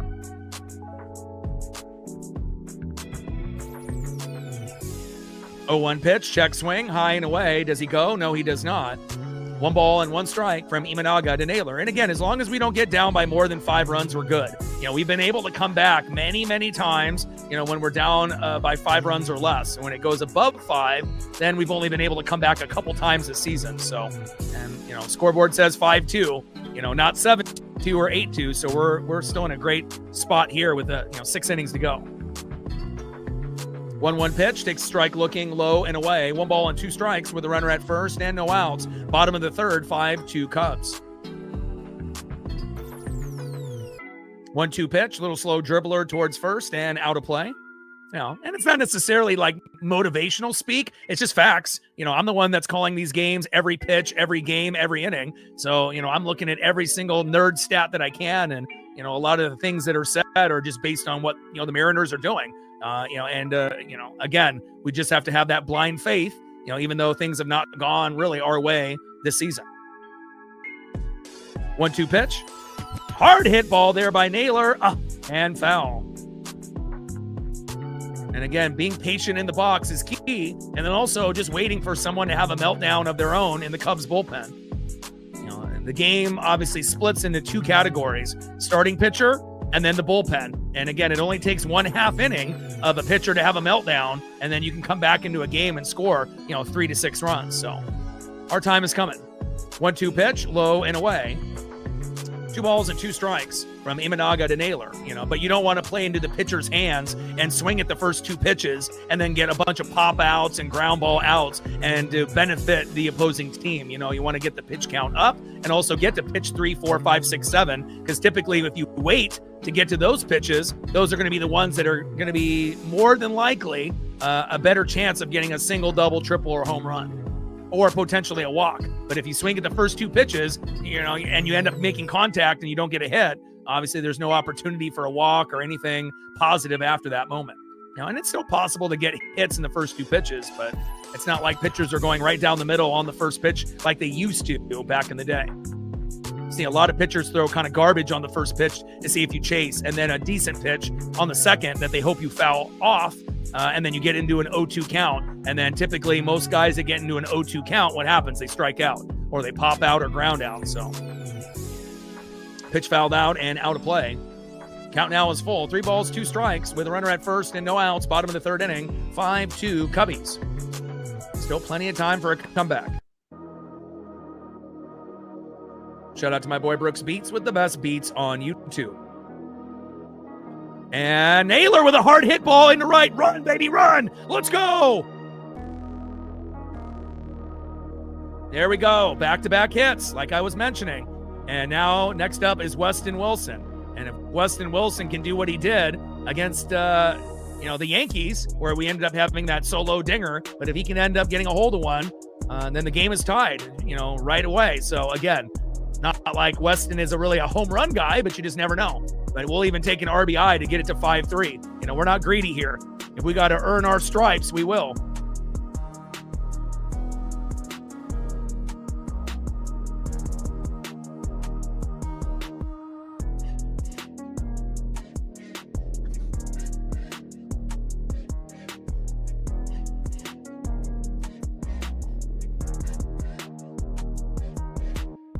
And again, it's so easy to be negative in life and negative on the Mariners, especially based on how things have gone this year compared to last year.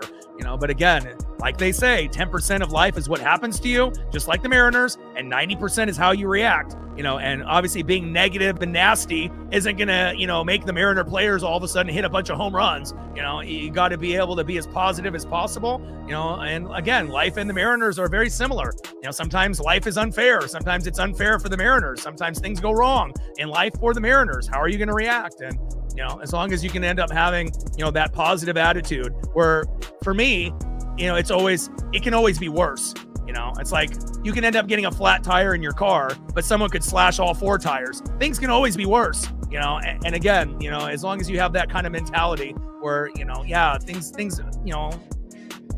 that happen are going to be bad sometimes, but again, you just got to be able to keep a level head. And again, we know baseball is just as mental as it is physical. And again, if you end up getting yourself into a slump, 0-10 can go to 0-20 and then 0-30. And then you start questioning, your baseball skill set, am I ever going to get out of this, hole that I'm in? And again, a lot of the players, they go through a lot of those, mental health emotions, depression and anxiety. And, am I going to be able to hit the strike zone? Am I going to get a hit? And again, it's one of those things that takes a toll on a lot of these players and all the, bitching and moaning that you get from fans. It's not like any of us could do any better than these professionals. Again, it's all about consistency, but again, baseball is one of the hardest sports to play. Not many people can sit there in the box when a 100-mile-an-hour pitch is coming at them and being able to get a hit, let alone a home run. So, we just got to be able to be as positive as possible and hope that we can just chip away. And I believe that we are going to do that here. Bottom of the 3rd, 5-2 Cubbies.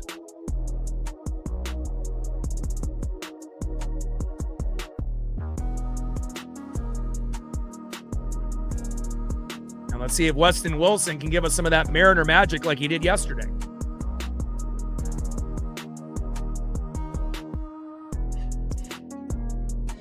Savali is in the game now, so we have a new pitcher. All right, Aaron Savali on the mound. Weston Wilson in the box. Let's go, Weston. You know, if Weston gets a double right here, it's 5-4. Obviously, if he hits a home run, it's 5-5. And if he gets an RBI single, you know, then 5-3. So we just got to be able to chip away. Let's see how patient he is here. And Wilson, line drive to third. Double play, not in time. And now we got runners at first and third with one out. All right, and again, Cole has been struggling as of late, but this would be a great time for a single, double, triple home run, or even a sac fly deep enough to get us to 5-3. Cole Young up next. On deck is Victor Robles. And if Young can get a hit, I wouldn't even mind Robles bunting. Let's see where we're going to go. Small ball is king. We do have Big Dumper at third, and he's not the fastest. First pitch to Cole Young, high and inside with a four-seam fastball, 92 miles an hour, 1-0 count.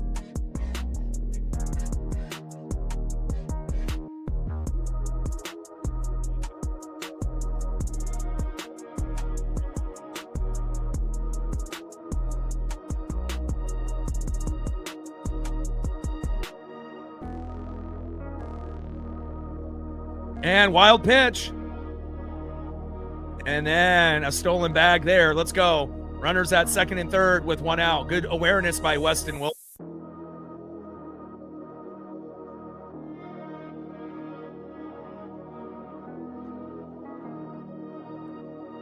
Yeah, and if you look at all the teams that are battling for the wild card spot, honestly, the route that we're going to go is winning the division, because obviously we know how tough the Astros and Rangers schedules are going to be. 2-0 pitch. And Young pops that up only into shallow center, here into just outside of the infield, and not enough room for Cal to tag up and score, and that is 2 away. You know, but ultimately, if we're going to make it, it's going to be us winning the division while the Astros and Rangers face a lot of tough teams, and then we have the easiest schedule out of 30 teams. And we're only 3 games back, so you can't look at our overall record, 6 games below 500. You just have to look at where we're at compared to the Rangers and the Astros. And their schedules are going to get much tougher, and ours is going to get much easier. All right, it's time for Robles to get an RBI here. Let's go. We got runners at second and third, and let's see if we can bring those runners home to make it 5-3 or 5-4. We got a pitch comm issue here.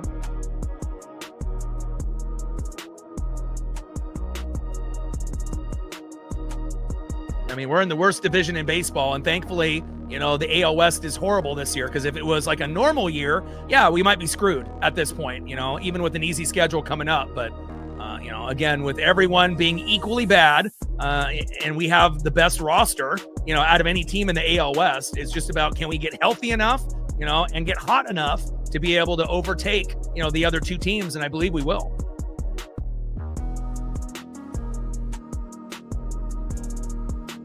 And Robles pops it up into shallow left. And caught, and that is, unfortunately, out number 3. We leave runners stranded at second and third from Savali, who comes into the game for Imanaga. And hopefully we'll be able to bring them home in the next inning. I would have liked to see Young and Robles be a little bit more patient in those at-bats, but hopefully good things will come. All right, end of the third inning, 5-2 Cubs. Let's see who's up next here for Chicago.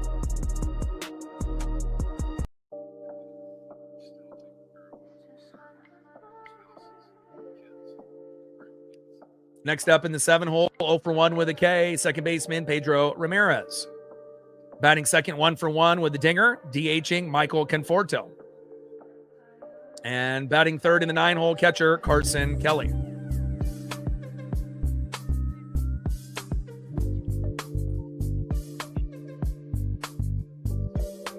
$96 subs to go to 24,700. 396, now 395 to get to 25,000. Another sub that we gained. Appreciate you. 95 to go to 24,700. 395 to 25,000. 6.2 to 6.3 million views. Next goal will be 7 million views on the channel, then 8, 9, and 10. We're at 40 on the Dono train, 60 to go. And we're at 102 on the likes, 98 to 200.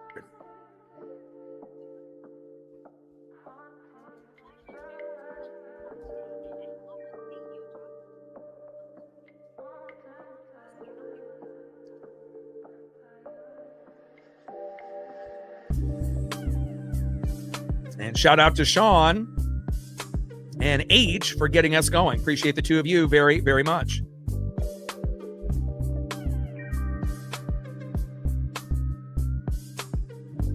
Ryan Sloan killing it against Springfield. 5 innings pitched, 1 hit, 11 strikeouts, 21 whiffs. Can't wait to be able to see Ryan Sloan help the Mariners as well. But if I had to choose one player right now that would be the most beneficial to Seattle, after bringing up Cade Anderson, it's Lazaro Montes. Could be the Yordan Alvarez for the Mariners. Just like Cade Anderson could be the Clayton Kershaw of the Mariners. And again, Yordan is amazing. He's going to win the AL MVP this year. And again, Lazaro Montes is built like Yordan Alvarez, but also he can play better defense than Yordan. He can throw guys out from right field. He is massive. And 37 homers. How often do you hear about a guy in AAA that's hitting 40 homers plus? Could be a piece that definitely will help us win a lot of games in the near future. And we'll be the starting right fielder sooner than later. First pitch is high and away on the corner, 0-1 count. And then depending on if they re-sign Randy or not, you could have Randy in left, Julio in center, and then Lazaro Montes in right. And if Randy moves on, then you can move Dom or Luke Raley in left, even though it's a little bit more difficult to play that spot. But again, there's not a whole lot of left fielders that are top tier in the game. Obviously, Yordan is number 1, and Randy is number 2 this year. Pitch fouled off and out of play. No balls and 2 strikes from Miller to Conforto.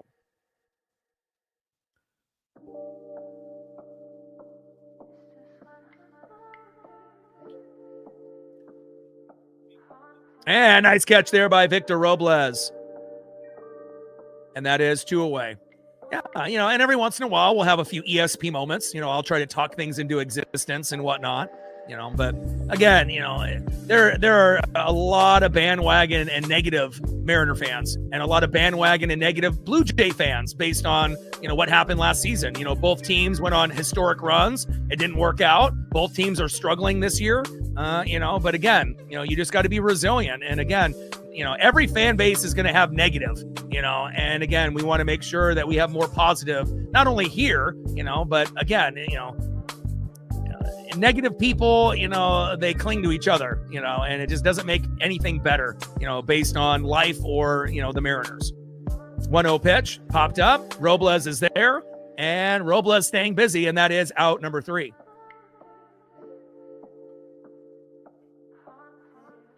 And again, there's going to be different levels of fans, hardcore fans, fanatics, fair weather, bandwagon that only wants to watch when we're doing good and, acting like they've been watching every game, but they only watch when the team is making a historic run like last year. Like, you got to remember, based on what we did last year, how many of those people, didn't even pay attention to the Mariners until Cal was doing Cal things.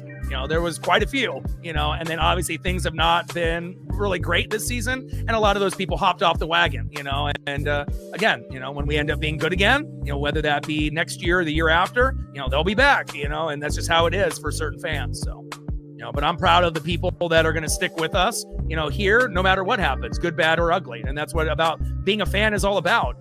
Being a bandwagon fan and hopping from one team to the next, wins don't mean anything. You get numb to the wins because you're winning all the time, but if you can go through the pain and the misery, right, and obviously that's very easy being a fan of any team in Oregon and Washington.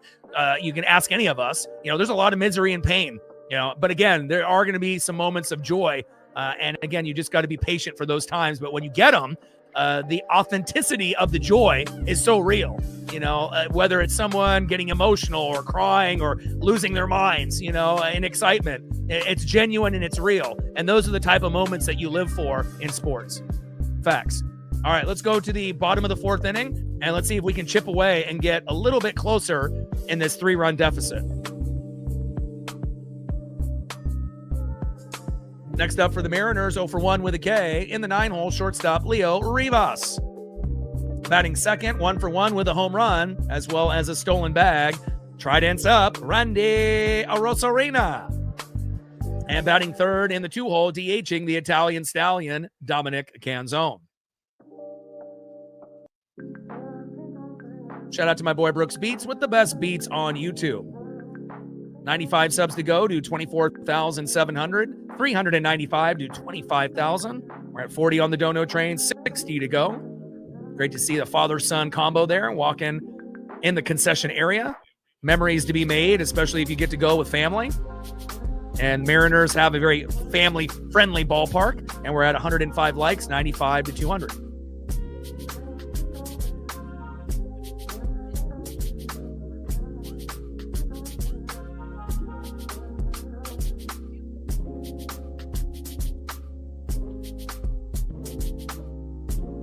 One-0 pitch, high and away. 1 ball and 1 strike to Leo Rivas. 1-1 pitch, curveball in there for a strike. 1 ball and 2 strikes from Savali to Leo Rivas.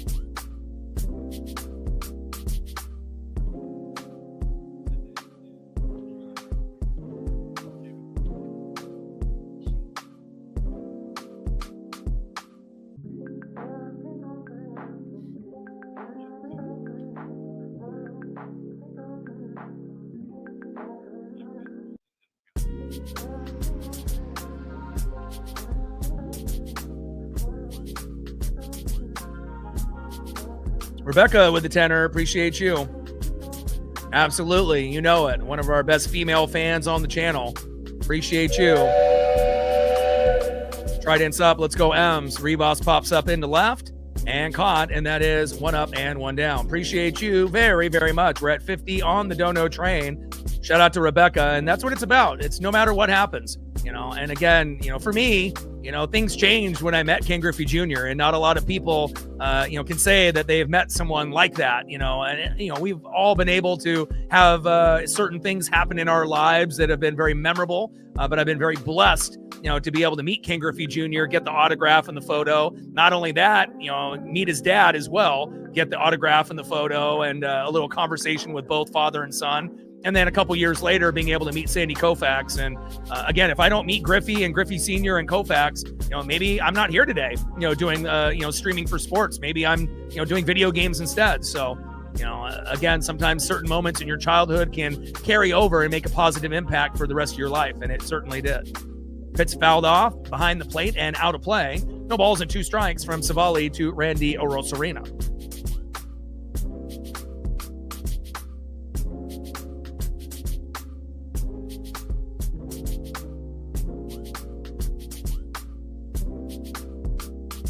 O2 pitch, low and away. Curveball, just missing outside of the line. 1 ball and 2 strikes to Randy Orosarena.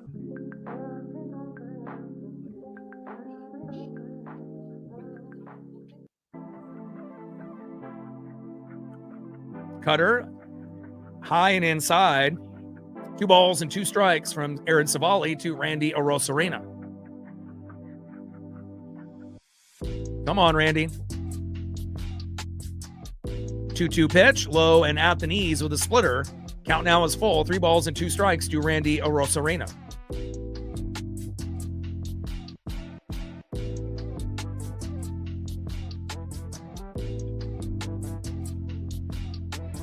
TJ in the building. What's good? 3-2 pitch.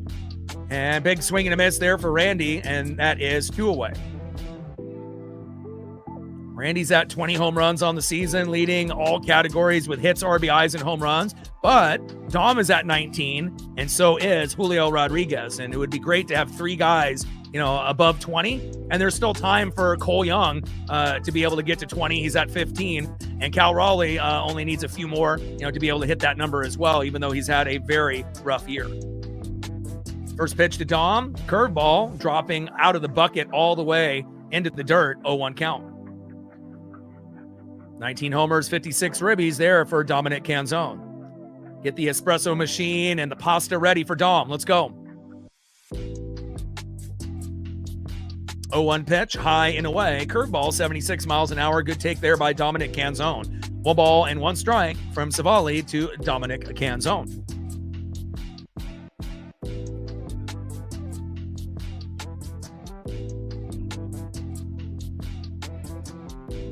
One pitch.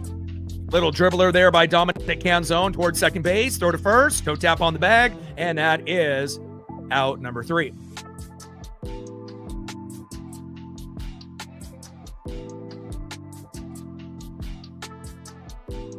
All right, let's go to the top of the 5th inning and see who's up next here for the Cubbies.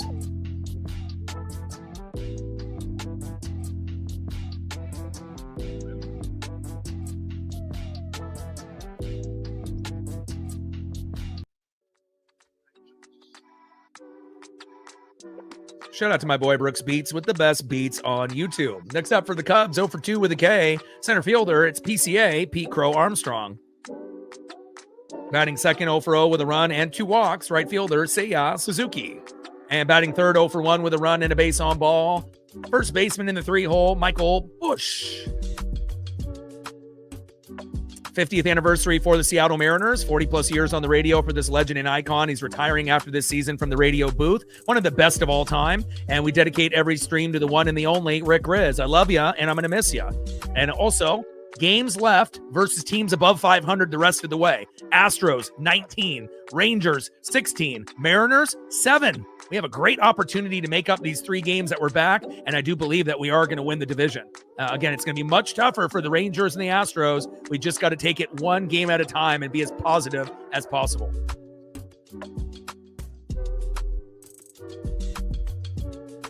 Tridents up. Let's go, M's. 95 subs to go to 24,700. 395 to 25,000. 6.2 to 6.3 million views. Next goal will be 7 million views. Then 8, 9, and 10.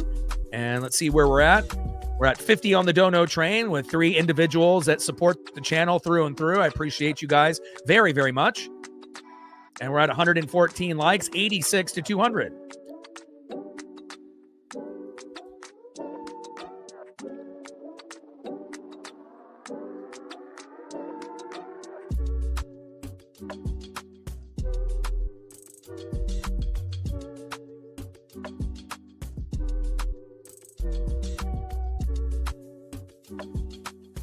First pitch is a fastball up to PCA, 0-1 count. Let's go, baby.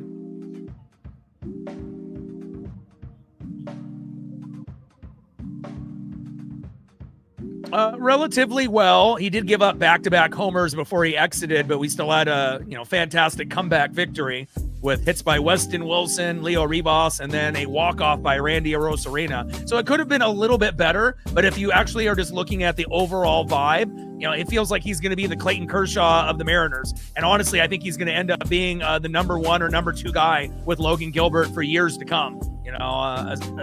Assuming that we give Logan the money and Logan comes back, and then obviously Hancock and Wu right now, obviously are a little hit or miss. And then right now, Kirby and Miller are our 2 worst pitchers at the moment. But normally Kirby is one of the top 3 guys. So hopefully Kirby will be able to get back to where he was at some point, later this year or next year. But Cade, I believe, is going to be a superstar. And again, I thought he pitched really, really well. Unfortunate that he gave up those 2 home runs before he exited. But again, bringing in Carlos Vargas, the same thing could have happened. So, and again, it's not like we're going against some crap team, going against the Cubs, 20 games above 500 for your first start with a very good hitting team. You don't expect him to get 15 Ks and shut out the Cubs. So there was a lot of pressure, but I think he handled it, beautifully. And he's going to be a fan favorite. And I honestly think that his jersey is going to sell just as much as Julio's, maybe even more. It's just a matter of time before everyone's on the Cade Anderson bandwagon. Not just Mariner fans, but I feel like you're going to get fans, that are going to go out of their way to get his jersey, just like people do for Mizorowski and guys like that, and Skeens. I feel like he'll be a guy like those guys as well. And I feel like when I watch him, just like if you watched him in high school or at LSU or, on Arkansas or in spring training, he's different. Not just because he's a lefty, but just, his aura and vibe. It's just not something that I've seen since, King Felix or Randy Johnson. And obviously with a lot of great pitchers we've had along the way, to be able to put him, in the same breath of Felix Hernandez and Randy Johnson, obviously it must mean that we have incredible faith in his talent level. Facts.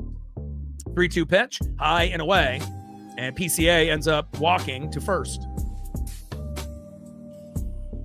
I mean, I know my next 2 jerseys that I'm going to buy. It'll be Cole Young, sewn jersey once they start making them. And then, Cade Anderson, will be the jersey after that. So, but right now it's just kind of screen print white jerseys, for Cole and Cade that are available, and I'd rather, again, jerseys are expensive as we have a stolen bag attempt and safe. PCA gets into second as the throw is a little late there from Cal to Rivas, but it's $150 for a screen print, $175 if you want it sewn in the front, and then if it's $200 if you want it sewn on the front and the back. So, And again, if I'm going to make an investment, and I know jerseys are incredibly expensive, but, I'm going to wait for more of the colors options to come out, and, hopefully, they'll be able to come out with a few different options. So I don't have a teal or a blue yet. So obviously those would probably be the next two colors that I would want to get.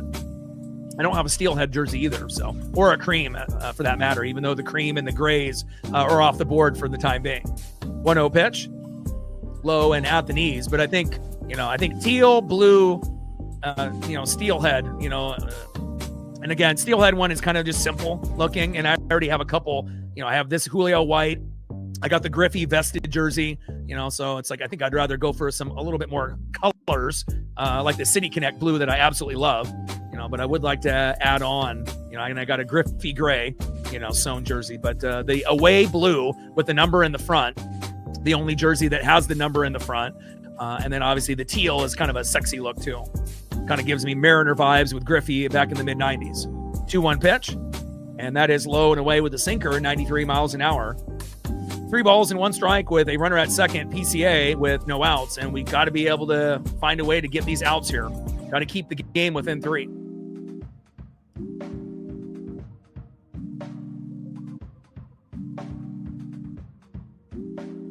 And honestly, Cade should have went number 1 overall, but the Nats wanted a positional player with Willits, and then the Angels had pick number 2, and they went for a different pitcher. And thankfully, they were dumb, and they did, because it would suck to have to go against Cade Anderson, in an Angel uniform. We've already had to go against Shohei Ohtani and Mike Trout, and the last thing that I would want to see is Cade just mowing down our batters on an opposing team. So I'm really happy that those two teams passed, and and obviously with Cade's skill set, he should have been the number 1 pick overall, but. I'm happy that he dropped to the Mariners and very excited for the future with him.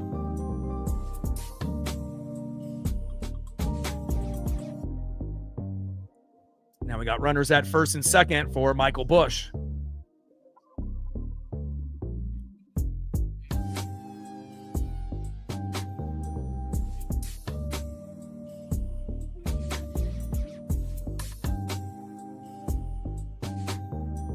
He's at 93 pitches. This would be the time to pull him. He's already got runners at first and second with no outs.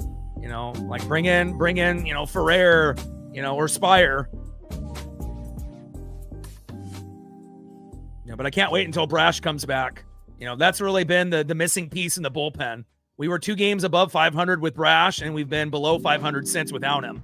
And normally Brash is our number 1 or number 2 guy, and we desperately miss him. Got to move Bryce to the bullpen, and we'll see what happens.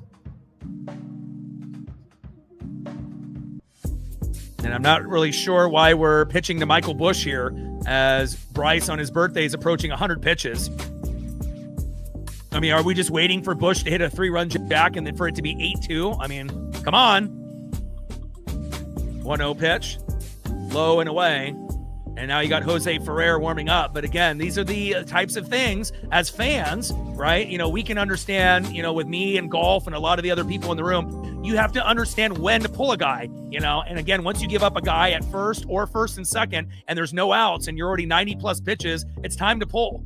Like, what do you expect him to do? Like, strike out 3 guys in a row? Or, we're going to strike out a guy and get a double play? Could that happen? Yeah, but so could another, big play, like a 3-run bomb. And we don't want to be able to be down 8-2 because the chance of coming back from that score is not very likely. And now you get another 2-0 pitch that turns into a 3-0 pitch.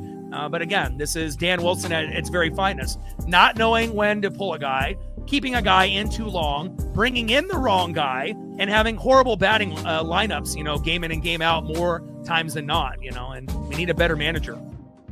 Oh, look at that. 4 straight balls. Who would have predicted that to happen? Pull him. Are you dumb? And he got Bregman up. Do we want to have 2 grand slams against the same pitcher on his birthday? Good managing, Dan. We're trying to go for the sweep here. And again, Dan manages games, as if he's managing the games for the future. It's not like he's managing what's in front of him. He's thinking, I got to save the bullpen. I got to save that arm because I can't have this guy have too many innings, so I got to stretch him out. And again, if you have a manager that is managing for games in the future and not what's in front of him, this is the type of bullshit that we fucking have seen in this Dan Wilson era. He's not good. And again, same thing with Scott Service. And honestly, Service is even better than Dan. And I don't know if I ever thought I would get to that point, but they're the same type of manager, but Dan is worse than Scott. And Scott would do the same type of shit. Keep a guy in too long, bring in the wrong guy, let a guy go in, when you already know he doesn't have his stuff anymore. It's like, why would you have runners at first and second with no outs and not pull a guy when he's 90 plus pitches in? I mean, even someone that doesn't understand baseball would know to pull a guy at that time. Idiot.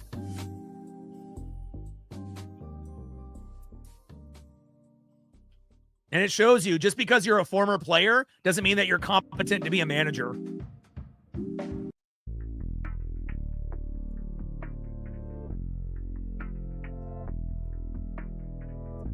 Shit, I think that if we ended up pulling together, the 10 smartest minds a part of this channel, we could do a better job managing this ball club than Dan could.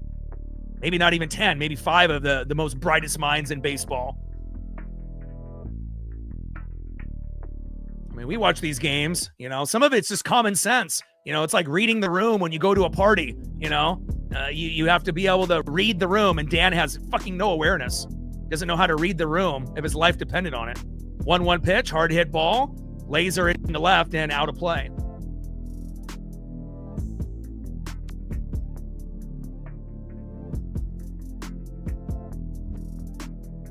And again, there's always going to be a nostalgia factor when you hire someone that was a part of the ball club that caught for Randy Johnson, but again, there's a difference between being a player and a fucking leader, and someone that actually is intelligent, that has baseball IQ, and someone that just played, and again, there's a lot of guys, that played that weren't really that great of players, and a lot of them are really not that good of a manager. And it's not like we can go to college and grab like LSU's manager, after winning natties and call him up. For whatever reason, the MLB doesn't do that. So it's just a rotating door of these below average, players that turn into managers that get hired and fired in this revolving door. It's just fucking sickening.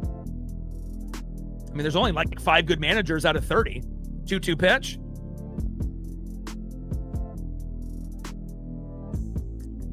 And out of play, 2 balls and 2 strikes from Miller to Bregman.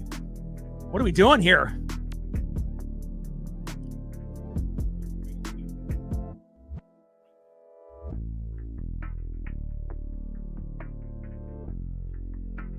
Two pitch popped up. I mean, and again, the type of manager that we need is like a Lou Piniella, but we know Lou Pinellas don't grow on trees. We need someone fiery, someone that's going to show emotion, someone that's going to stand up for the city, the team, and himself, and someone that's got baseball IQ. And, we haven't really had a good manager since Lou Piniella. I mean, that's facts. I mean, we've had just, average to below average managers, and, we deserve better, especially with the squad that we built. And a little slow dribbler. Runner's going to score. Double play. And not in time. 6-2 Chicago. Why is Bryce still in the game? And again, it's like when you have a chance, to do something special, manage the game in front of you. And now Jose Ferrer comes in about 3 batters too late. Good job, Dan. And honestly, I can't wait for the day that Hollander, Dipoto, and Wilson are gone. Like, if we just blow it up and then just try to bring in, a fresh face, in here, it could actually do, not only the fan base better, but for the city and just for baseball, and we've been drafting really, really well. We're terrible at getting free agents. And again, we don't want to waste, the best years of some of our elite talent with subpar managing. And, we want to make sure we can take advantage, while these guys are in their prime. Otherwise, we're going to end up missing our window. And we should be pretty competitive for the next 20 years, but do we want to be able to get to the World Series, or are we trying to sell tickets, and obviously I know for a lot of us, we want to get to the World Series and win. All right, top of the 5th now with runners at first and third. Jose Ferrer will be coming in.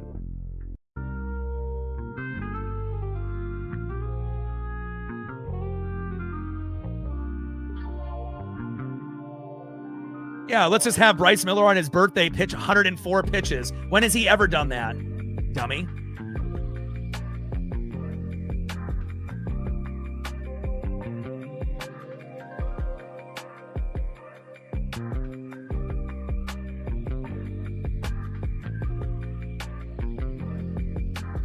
All right, hopefully we get the good Jose, and we're down by 4. And again, as long as we're not down by more than 5, usually we can come back in a game. Ferrer comes in, and we got to have the good Jose. And next up is Ian Happ, who had the grand salami earlier.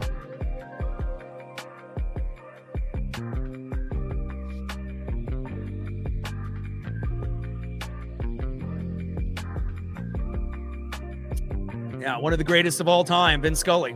And on top of that, the greatest storyteller in sports. There has never, ever been anybody better at storytelling in sports, in basketball, baseball, football, or hockey than Vin Scully. And I had a lot of experience with Vin, with my dad. My dad, who's been a Dodger fan, since the 50s, since he grew up in LA and has lived in Hawaii and Oregon and all around. And, grew up in the Koufax Drysdale era. That rubbed off on me as well. And, again, there's always going to be a certain type of voice that you look for in sports. You have that kind of soothing grandpa, type of voice. And we've been blessed, with a few of those guys in recent memory in the last 20, 30 years. But also you're going to get guys like Goldie, who's a little bit younger, that does a fantastic job. And, there's going to be guys that are under 50 that can still handle the role. First pitch is in there for a strike. Tried to bunt and went foul. 0-1 count. 0-1 pitch. Runner tries to come home, but they say that it hits him. So runner doesn't score. And now we got bases loaded. What are we doing here? Letting the game slip through our fingers here. STL with a 5-er. Appreciate you. All right, Pete, Coach Skip Burtman. Go Tigers. Appreciate you, STL. We're at 55 on the Dono train. 45 to go. Oh, come on, Mariners. After emotional wins on Friday and Saturday, got to find a way to get the offense to, kind of keep going. But again, terrible managing by Dan Wilson. And again, Dan Wilson himself alone with the bullpen has cost us at least 40, 50 games this season.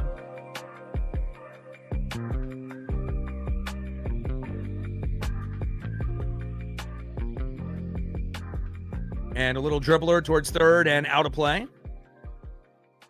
We cannot let this escalate above 5 runs. We got to find a way to get a double play or fielder's choice and a throw to home. And, unless we're able to get a double play and get out of this. But strikeout and a pop-up, strikeout and a ground ball out. Fielder's choice. 0-2 pitch. And a little dribbler up the middle. Throw home. There we go. Throw to third. Oh, not in time. But at least we end up getting the fielder's choice there at home, and that is 2 away.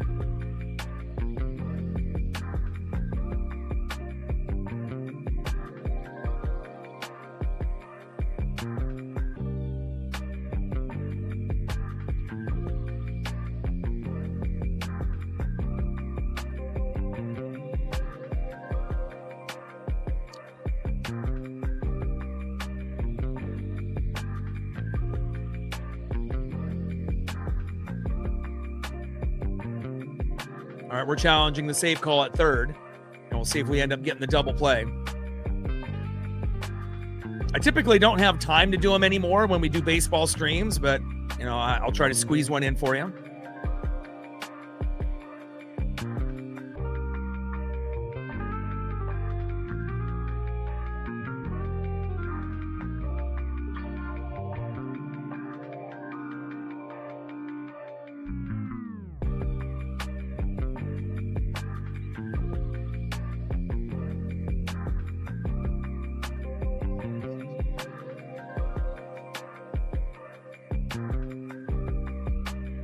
Might have got him. Double play. Let's go. We got him. Good job there.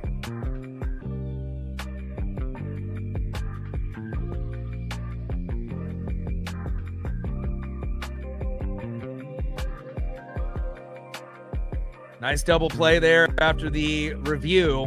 And nice job by Cal Raleigh after getting the fielder's choice at home, throwing to third to Weston Wilson, and we get the double play. We're only down 4, so we still got a chance.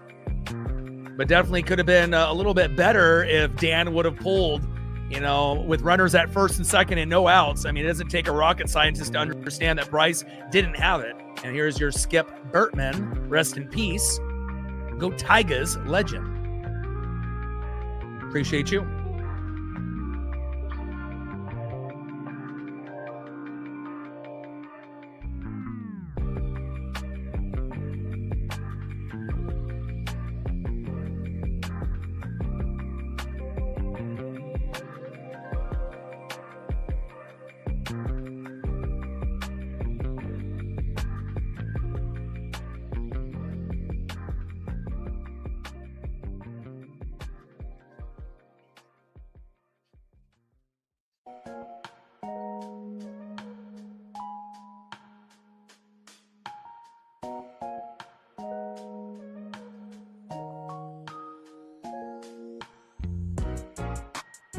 Let's go to the bottom of the fifth inning, 6-2 Seattle.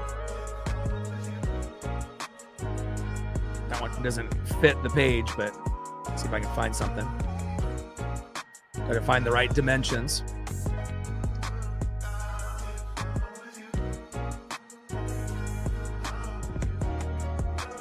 Next up is Julio Rodriguez.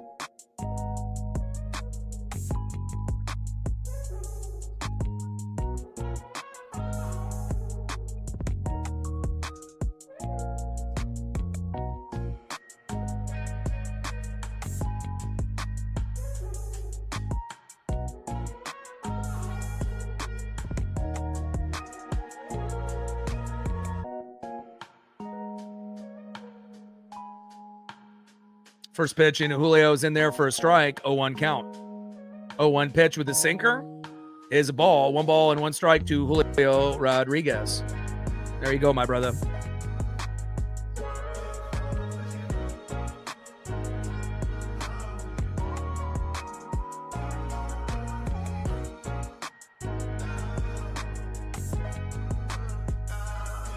One pitch and another ball to Julio Rodriguez. 0 for 2 with a fly out and a strikeout so far. We definitely need J-Rod to step up.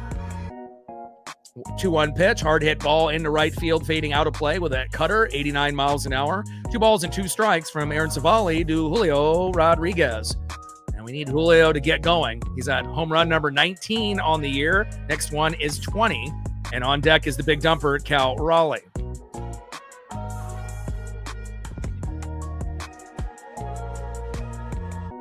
2-2 pitch, high and inside with a cutter, 89 miles an hour. Count now is full. 3 balls and 2 strikes to Julio Rodriguez.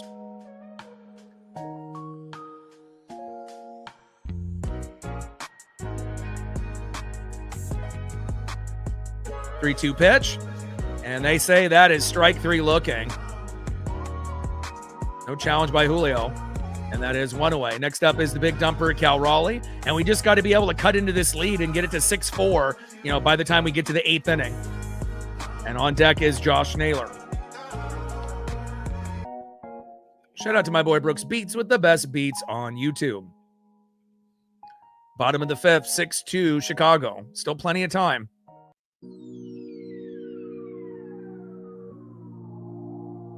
First pitch with the splitter, low and away, 86 miles an hour, 1-0 count. Cal's had 14 home runs. You know, yeah, he's batting 160, which is terrible. You know, but if he can get close to 175 to 200 before the season ends and hit 20 home runs, obviously that could definitely help us. But again, he's been batting much better from the right side than he has from the left side. And now he's going against a right-handed pitcher, and he's batting left. I think if he actually started to bat right-handed primarily for the rest of the year, even against lefties or righties, you would get the best version out of Cal instead of just trying to play the matchup. But for whatever reason, that left side, he just isn't really seeing the ball very well lately. You know what's over? You. 1-1 pitch. Big swing and a miss with the cutter. 90 miles an hour. 1 ball and 2 strikes from Savali to Raleigh. And if we had that mentality that it was already over halfway through the game, then yeah, we would have lost game 1 and game 2. But someone refreshed my memory. I think that we ended up winning game 1 and game 2 with big comebacks. So it's not over till it's over. 1-2 pitch. And a little dribbler towards first. Little flip to first base. Toe tap on the bag, and that is 2 away. Anyone that thinks that the game is over halfway through is someone that's just trying to win a betting slip, or they've lost lately and they're mad.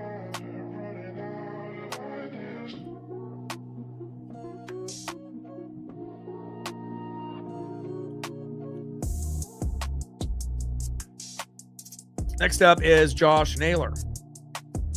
Yeah, one good inning, and again, how many times have we seen a pitcher have a meltdown and we score 1 to 5 runs in 1 inning? It's possible. And again, we've been playing really well since the Astros series.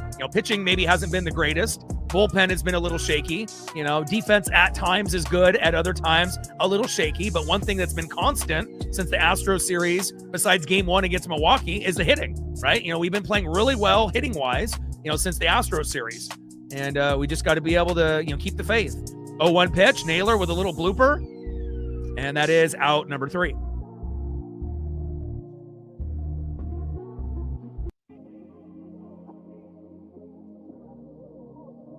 All right, let's go to the top of the 6th inning and see who's up next here for the Cubbies.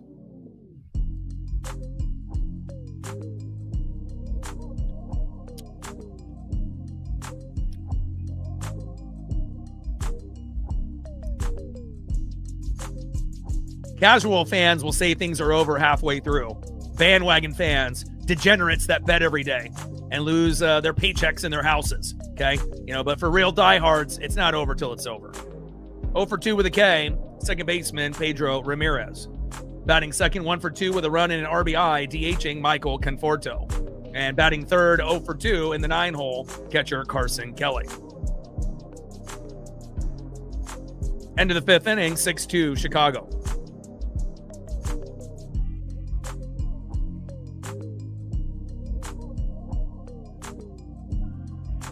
$95 subs to go to 24,700. Gained 3 more subs during the break. Appreciate you. 92 subs to go to 24,700. 392 to 25,000. We're at 55 on the Dono train. 45 to go.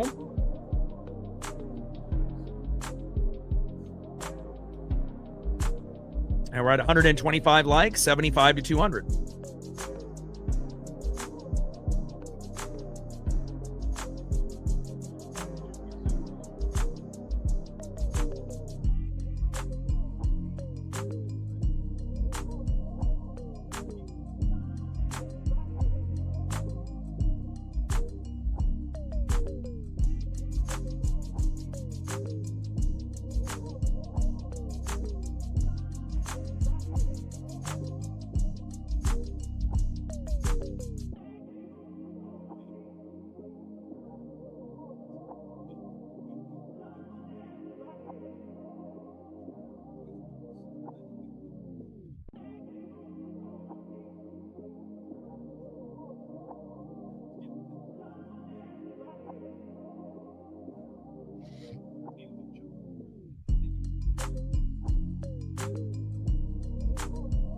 We got a pitch timer violation as Julio's just trying to get a ball into the fans.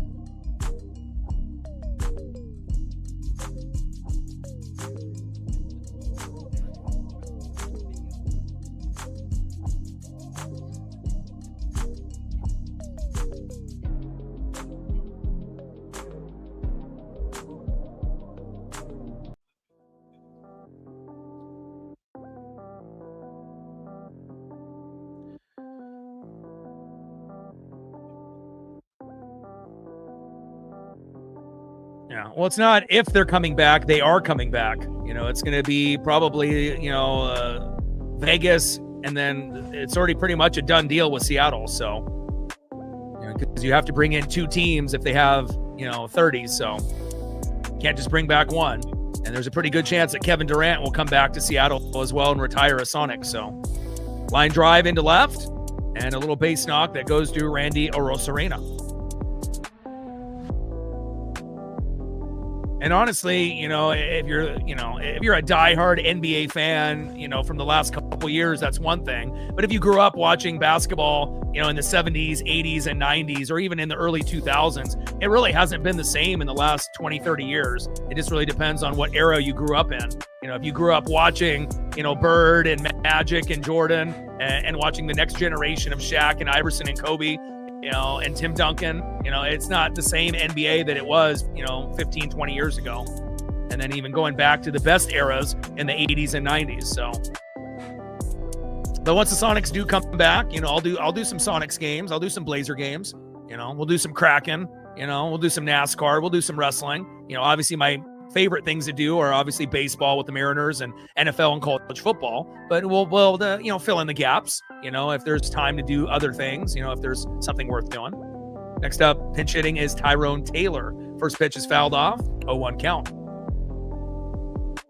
0-1 pitch, high and away with that sinker, 96 miles an hour. 1 ball and 1 strike from Jose Ferrer to Tyrone Taylor.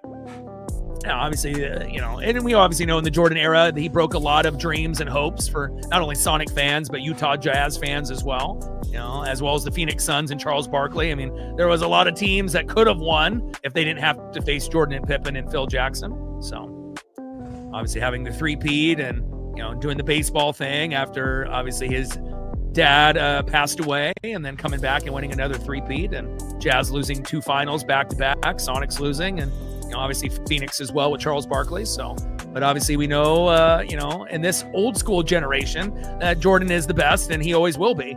But you get the younger generation thinking like LeBron is better than Kobe and Jordan, but that definitely shows you, either you watch the game and understand the game or you don't. Little slow dribbler, and that gets past Leo Rivas. And now back-to-back singles by the Chicago Cubs.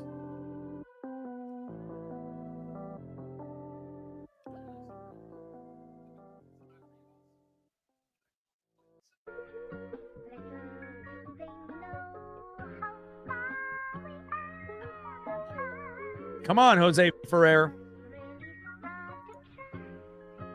Yeah, but the Gary Payton, the glove, Sean Kemp, the Rain Man, Detlef Schrempf. That was a fantastic time for Seattle Sonics basketball. And then also going back to their championship much earlier before that as well. So obviously the Blazers and the Sonics both won championships back in the day.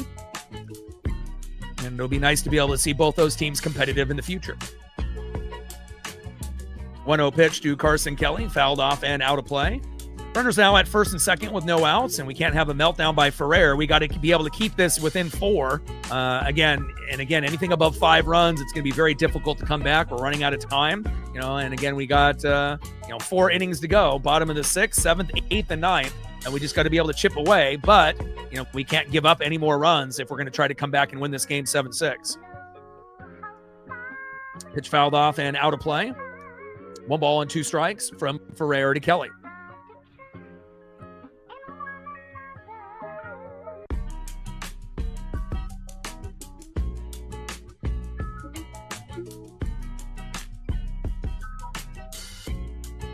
A lot of memories, in the 80s and 90s, and it'll never be replicated, whether it be, basketball, baseball, football, hockey, wrestling, again, that type of era, had, athletes and wrestlers that were kind of larger than life. And again, what you see now, in wrestling and in sports, it's not the same.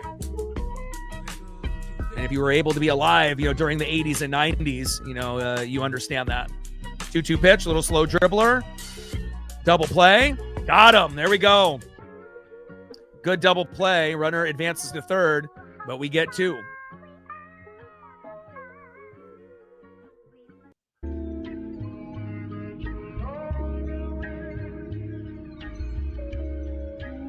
Next up, center fielder, it's PCA, Pete Crow Armstrong. On deck is Seiya Suzuki.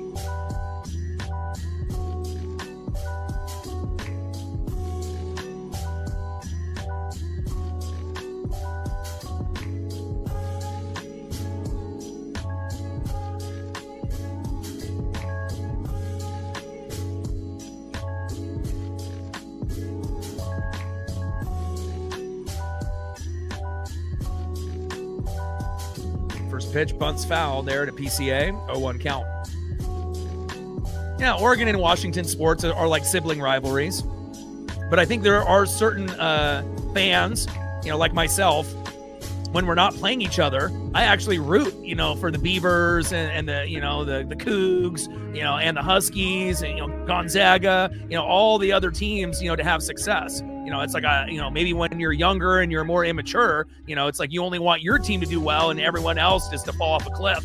And you have a lot of, hatred in your heart. But obviously being negative and immature and young, it's easy to go down that path. But, as you get a little bit more mature and a little bit more older, I feel like the rivalry aspect as far as being so heated and negative, it just drains you as a person, and I really do honestly, genuinely want to see every team in Oregon and Washington, to have success. But when we play each other, then obviously we want our teams to win. Little slow dribbler, runner is going to come home. And Ribas can't handle that. 7-2 Chicago. Come on, Leo. Play some fucking defense. I mean, you obviously came in and did great. But we haven't seen Brock Rodden in a couple days. And Leo Ribas, come on, my guy. And that's the only disadvantage when you got a guy like Leo, playing defense. Short arms, short legs, and a little bit of lack of experience. Obviously he wasn't a very good AAA player this year compared to last year, where we should have called him up months before when Dylan Moore was on the team, kind of like Robert F. Snyder, maybe 3-4 months too much and too long. And then finally we brought Leo up, and he was playing well in AAA. But this year, Lily wasn't playing very well, but has played very good in the box in the last 2 games. But defensively, having kind of a bit of a meltdown here in the 6th. Pitch is high and away, hitting the corner, 0-1 count. Now we're down by 5. Now we're getting into the danger zone here. Can't let them score anymore if we're going to try to make this miraculous comeback.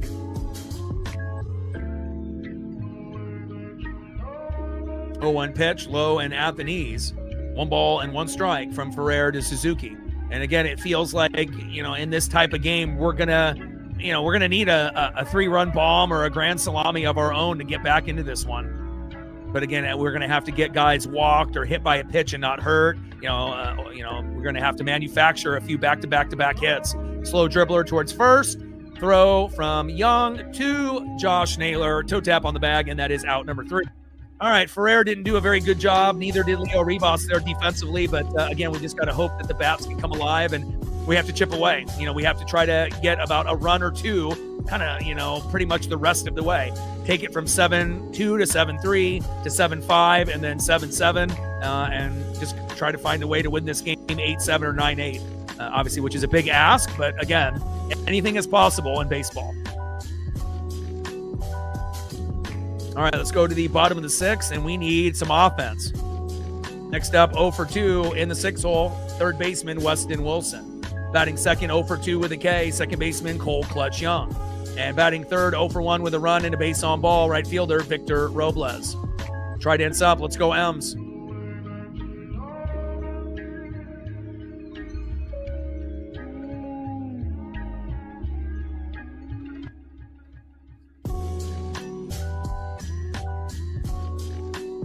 Gained another sub during the break. Appreciate you. 91 subs to go to 24,700, 391 to 25,000.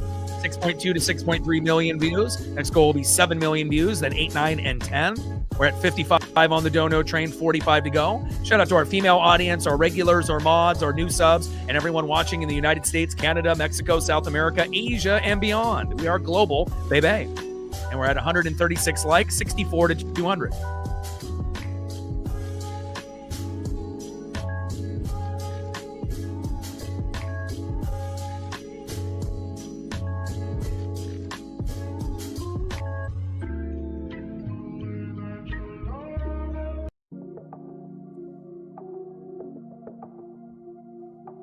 '50th anniversary for the Seattle Mariners. 40-plus years on the radio for this legend and icon. He's retiring after this season out of the booth. One of the best all-time, Rick Riz. We love you. Trident's up. Let's go, M's. Down by 5. We're in the danger zone. But again, we got to be able to try to get a run or 2 here.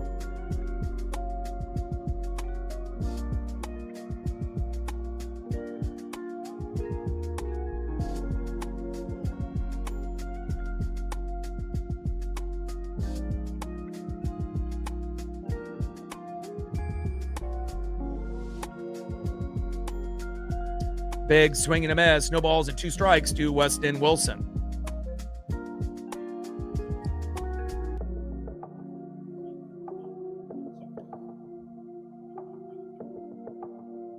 Oh, 2 pitch, low and away. Curveball 78 miles an hour. 1 ball and 2 strikes with nobody on and no outs. Bottom of the 6th, 7-2 Chicago.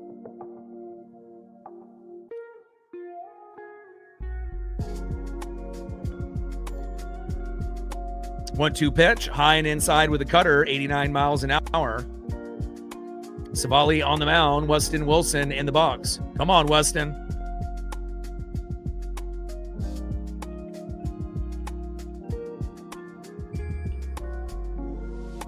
Two-two pitch, little dribbler towards third and out of play.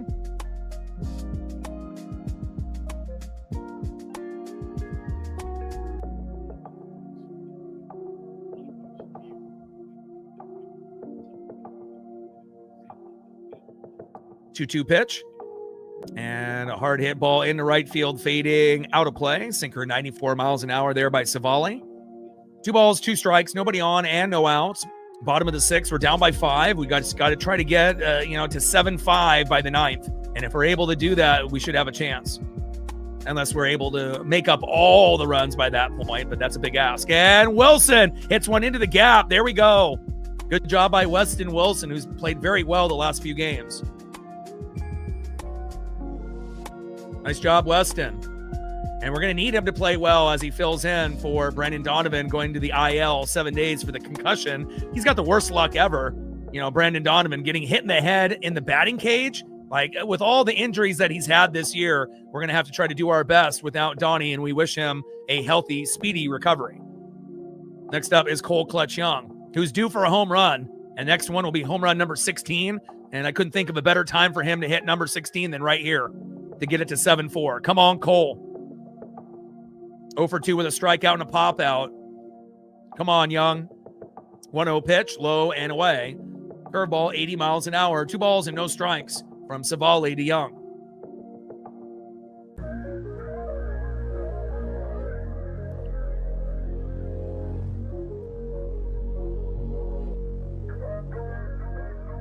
Two-0 pitch with the cutter, 89 miles an hour, high and away. Good take there. 3 balls and no strikes with the runner at first with no outs. Bottom of the 6th, 7-2 Chicago.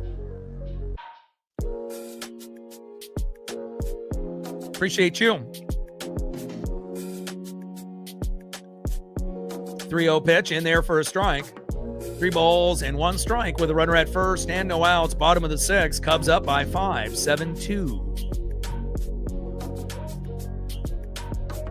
3-1 pitch. In there for a strike looking with a cutter, 88 miles an hour. Count now is full. 3 balls and 2 strikes to Cole Clutch Young. And I've been doing this for quite a long time. This is my 14th year, 10 on YouTube, did Facebook and other platforms for the first 4 years to kind of hone the craft. And again, it's been a long time coming. 3 pitch and Young pops it up. And Bregman is there in foul territory. Unfortunately, that is 1 away.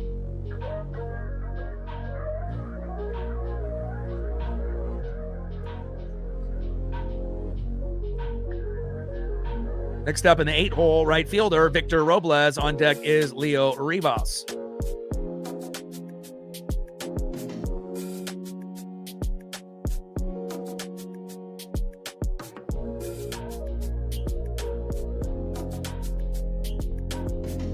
And Robles with just a little blooper right in front of the pitcher. Runner advances to second, and that is 2 away. Not exactly what I was hoping for from Robles there in that at-bat, but at least we get a runner over to second base.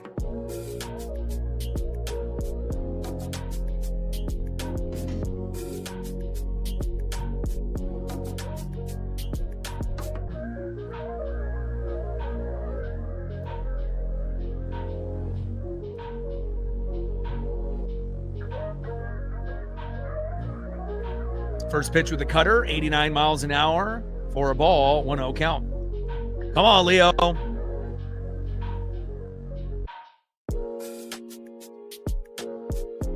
One-0 pitch. High and away. 87 miles an hour at the top of the zone. 1 ball and 1 strike with a runner at second with 2 outs. And again, we got to be able to score runs every inning the rest of the way, unless we end up having that monster inning, scoring 2 to 5 runs in 1 single inning, which could happen. We just need a meltdown or multiple meltdowns. 1-1 pitch, curveball, 78 miles an hour, takes that strike looking. 1 ball and 2 strikes from Savali to Rivas. I wouldn't mind seeing Brock Rodden get a chance to come in. And I think I would have probably substituted Rodden for Rivas after that kind of weak defensive showing that Rivas showed earlier. We've seen Rivas come up with some big hits, but at some point he's going to cool off. And, it would be nice to get Brock Rodden a chance to get out there. And Rivas with a little slow dribbler up the middle, throw to first, and that is out number 3. But again, you have to have the awareness. You have to be able to read the room on when to pull a guy and when to make a substitution. And it feels like we understand that more here than a professional like Dan Wilson does not. All right, let's go to the top of the 7th inning, down by 5, and let's see who's up next for the Cubbies. And we've already won the series, but anytime you win the first 2, you're trying to get the brooms and you're trying to sweep. Next up, 0 for 1 with a run with 2 walks. First baseman, Michael Busch. Batting second, 0 for 2 with a run, RBI, and a base on ball, third baseman, Alex Bregman. And batting third, 1 for 2 with a run, 4 RBIs and a K with the grand salami, Ian Happ. Trident's up. Let's go, M's.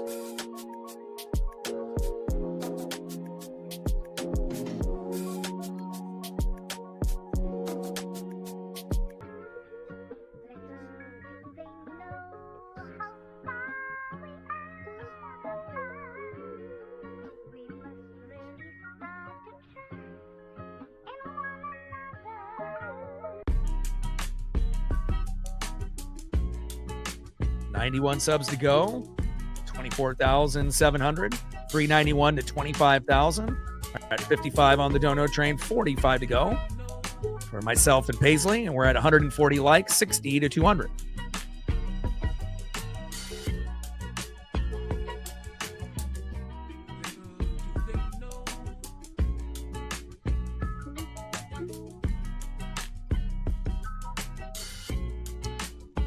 Appreciate you, Rakesh.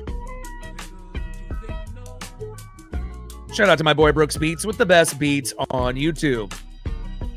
And again, if we would have had Brian Wu start for the scheduled start, if he didn't have that shoulder inflammation, and maybe, if they wanted to bring Bryce out of the bullpen, that would have been a little bit better. But, Bryce hasn't pitched well, since July 2nd. And for a guy that was injured and then started 3-0, has, been our worst pitcher since. And, it's just unfortunate, that he is, by far our worst pitcher and is honestly pitching even worse than Luis Castillo ever pitched. And that's saying something. And, Castillo is going to have some success with the White Sox, but we definitely got to move Miller, into the pen. But I'm not sure if Dan Wilson is smart enough to do that, since we have Cade Anderson obviously now. And at least I can trust, Logan Gilbert, and I feel Cade, as well as maybe Hancock and Wu. But right now, Kirby and Miller are not trustworthy. And Hancock and Wu are kind of, half of the time trust. And then, Cade obviously gave up those back-to-back homers. But I still have more trust in Cade than I do anybody else besides Logan. And hopefully Logan and Cade will rub off on some of the others, and we can actually make a run. 3-0 pitch from Bizzardo, finally getting a strike as Bizzardo enters the game. And Bizzardo has had a number of meltdowns. It feels like he's had like 8 out of the last 12 or 13 have been meltdowns, giving up home runs and RBIs. And we're already down 5. The last thing that we need is another meltdown. 3-1 pitch, popped up and out of play.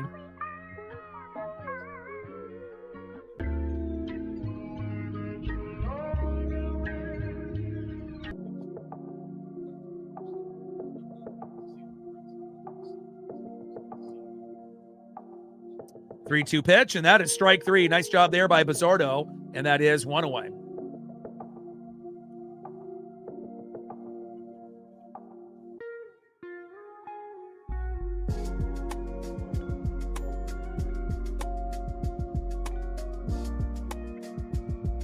Next up is Alex Bregman. On deck is Ian Happ.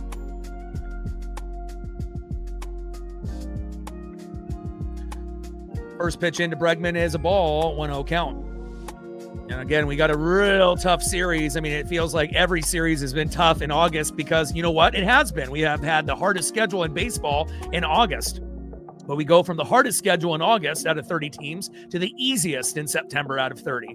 And with, only 3 games back, it's just a matter of time before the Astros and Rangers hit a wall. And we just got to be able to, stay afloat and then get hot in September and we can win this division. 1-1 pitch, takes a strike looking right down the middle. 1 ball and 2 strikes from Edward Bizzardo to Alex Bregman.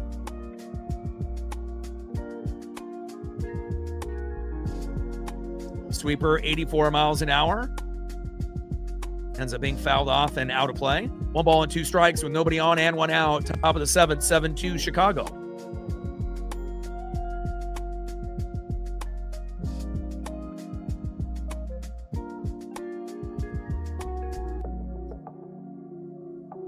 Rakesh Davis in the building.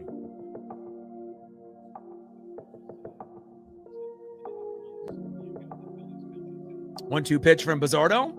High and away, not getting the corner though. Sinker 97 miles an hour. 2 balls and 2 strikes from Bizzardo to Bregman.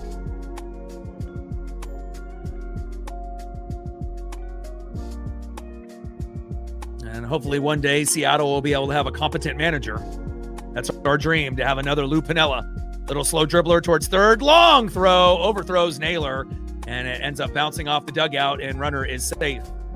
And again, that's the issue that you're going to have on really tough plays, whether it's Weston Wilson, whether it's JP Crawford, but again, when it's Brandon Donovan, he's going to be the only guy more than likely to be able to make plays. And there's going to be times where Donnie will overthrow a guy as well, but again, third base, is definitely an issue. But also there's the reason why we ended up drafting, Ace Reese, a guy that can play third base and play first base and outfield. And once we end up solidifying third base with Ace Reese and getting Lazaro Montes in right field, then the only question is who's going to be in left field? Is it Randy or someone else? Double play and got him. Great double play there by the Mariners. But again, third base is an issue. And again, we don't know if Donnie will be able to stay healthy, but in the future, it could be Ace Reese, playing third, first, or outfield, which is very exciting. Lazaro Montes in right field. And then we also got Michael Arroyo, who can play in the infield as well, on top of Ryan Sloan, who can end up giving us some depth in the bullpen as well. So it's very exciting to see kind of where we're at talent-wise. But, I mean, when are we going to get the guys called up, and how is the team going to look in a couple years? Probably a little bit different than where we're sitting now, but probably for the better. All right, let's go to the bottom of the 7th. We got to get our rally caps on. We're down by 5, and, we just got to be able to, plug away. So we got to try to get 1 or 2 runs in this inning, 1 or 2 runs in the 8th, and then hopefully at that point, we're only down by, 2 or 3, and then we got to have that monster 9th inning like we did yesterday. We were down by 2 runs, kind of felt like we had a chance, and got big hits by Wilson, Rivas, and then obviously the big Randy Arozarena walk-off moment. So again, it's not over till it's over, even if you're down by a couple runs in the 9th, and we've proven that in the last couple games. All right, let's see if we can end up getting a little bit of Soto Mojo and Mariner magic. Next up, 1 for 2 with a run and RBI and a walk. We're going to need some home run power here. Get that trident out. Randy Arozarena. Batting second, 1 for 2, DHing Dominic Canzone. Let's go, Italian Stallion. And batting third, center fielder, it's J-Rod, Julio Rodriguez. Let's go, Julio. You're due. And Julio's at 19 home runs. Dom is at 19 home runs. And we just saw Randy earlier in the game get number 20. So I would love to have all our guys at 20 before this day is over. Let's see what we can do here tonight.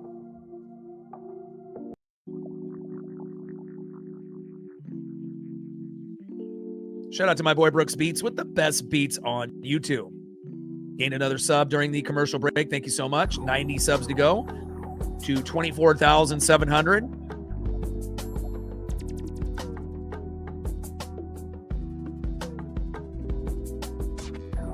And 390 to 25,000, which will be a very special day once we hit 25,000.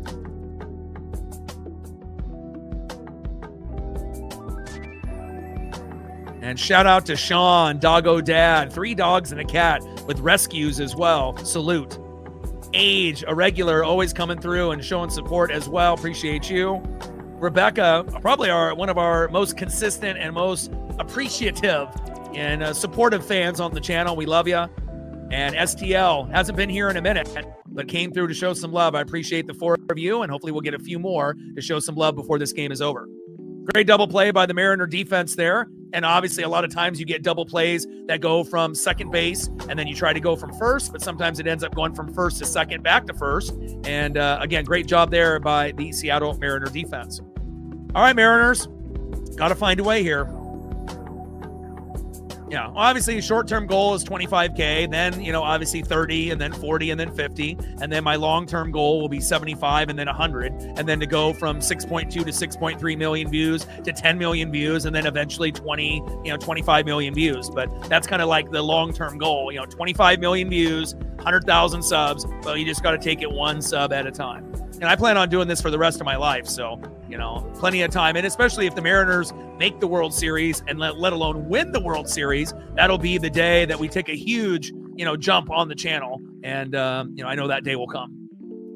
All right, come on, Randy. Trident sub. Let's go, M's. First pitch to Arosarena in there for a strike with a sinker. 0-1 count. Come on, Randy.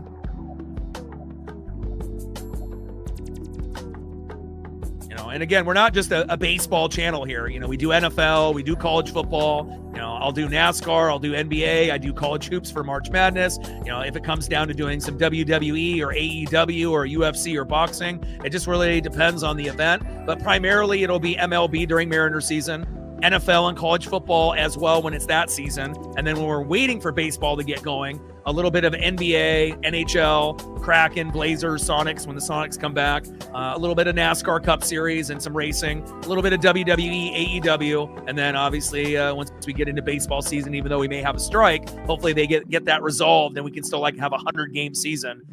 We don't want to have the whole season canceled next season. And Trent Thornton, the former Mariner, ends up striking out Randy Arosarena, and that is 1 away.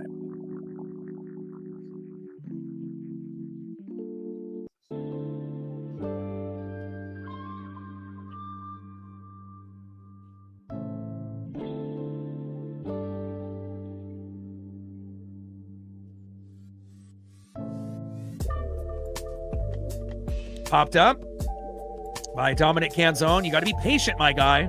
And I feel like Dom was one of the more patient hitters on the team with JP, but once JP got injured, Dom has been way too overly aggressive, and he's been pressing. And again, you can tell when a hitter is pressing because, again, they're not playing well. They're swinging at the first 2 pitches instead of letting the game come to them. And I feel like Julio's kind of been in that same boat as well. Dom and Julio have been pressing and not letting the game come to them like Randy and Naylor and a few of the other guys. Sometimes you got to take a step back. And if you continue to keep swinging at early pitches and it doesn't work and you keep doing it over and over and over, it's not going to, get you a different result more times than not. Can you end up hitting a home run on the first 2 pitches? Of course. Can you get a single, double, triple? Of course. But how many times in a row, if you get out by that mentality, then you decide, hey, maybe I need to, make a little bit of an adjustment. And it just feels like a few of our guys, definitely have not made the adjustments recently. And obviously we've seen some of the guys that have made the adjustments, and it's helped them in a positive manner. 1-1 pitch from Thornton, and Julio with a little slow dribbler up the middle.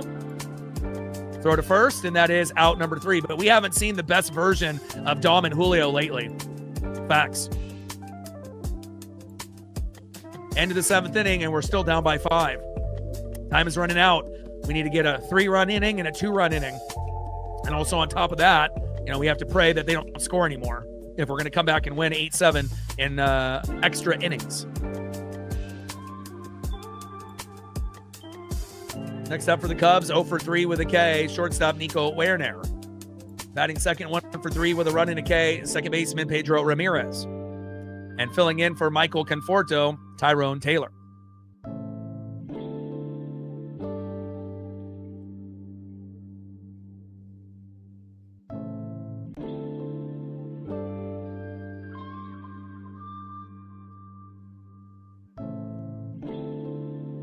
Trident's up. Let's go, M's.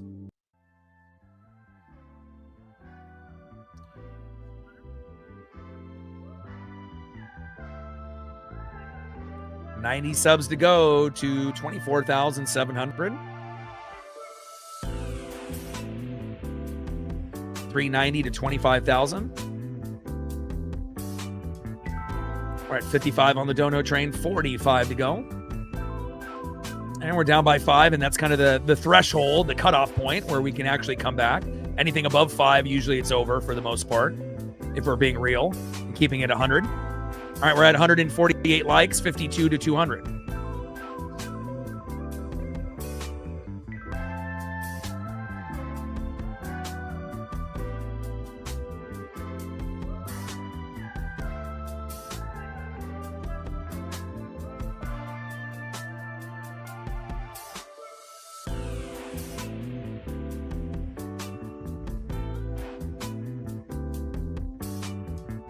I do a lot of reading, and I watch a little bit of everything. I try to keep up with everything that's going on, in the sport and wrestling world. But obviously, I have to take care of Paisley, and got a lot of other things kind of on the plate. But I definitely try to be able to keep up with everything that's going on in the sport world, which takes a lot of time. A lot of reading, a lot of film study. And not just for the Mariners, but every team in the MLB, on top of NBA and college hoops and NHL and NFL and college football, NASCAR Cup Series and beyond. So, but again, I wouldn't trade it for anything, and I've always kind of been that way, even as a little kid. So, sports and wrestling have always kind of interested me. But obviously, wrestling hasn't really been the same, since the NWO DX era, compared to what it is now. But I'll still tune in here and there. 1-1 pitch popped up and out of play. But again, that was kind of the last time that we had athletes and I feel wrestlers that were kind of larger than life, and we haven't really seen it moments like that too much nowadays. Every once in a blue moon, you'll have an athlete or a wrestler that kind of feels like that, but a different generation for sure. And a little blooper there into Victor Robles into right field there by Nico Werner. And they got Michael Rucker out there on the mound. And bullpen and the pitching has not been good today. And again, we got a 3-game set here at home against the Phillies, day off on Thursday. And then we go on the road to play 3 games against the Blue Jays, 3 games against the Red Sox. And then it, gets much easier as we get to the A's back at home, as we get back into the September schedule. So, but I like our chances of finishing pretty strong in August. And I think September is going to be fantastic. 1 for 3 with a single and a 6 with a run as that pitch is fouled off there by Ramirez. 0-1 count. Oh, yeah. The Stone Cold Rock era with DX and The Undertaker and Mankind. I mean, you got even non-wrestling fans that were watching. And double play is not in time, and that is just 1 away.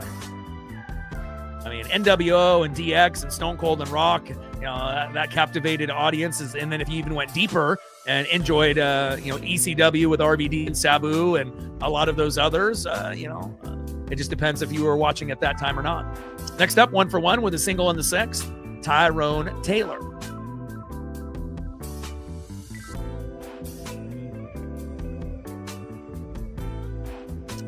First pitch is low and away on the corner with a cutter, 91 miles an hour, 0-1 count.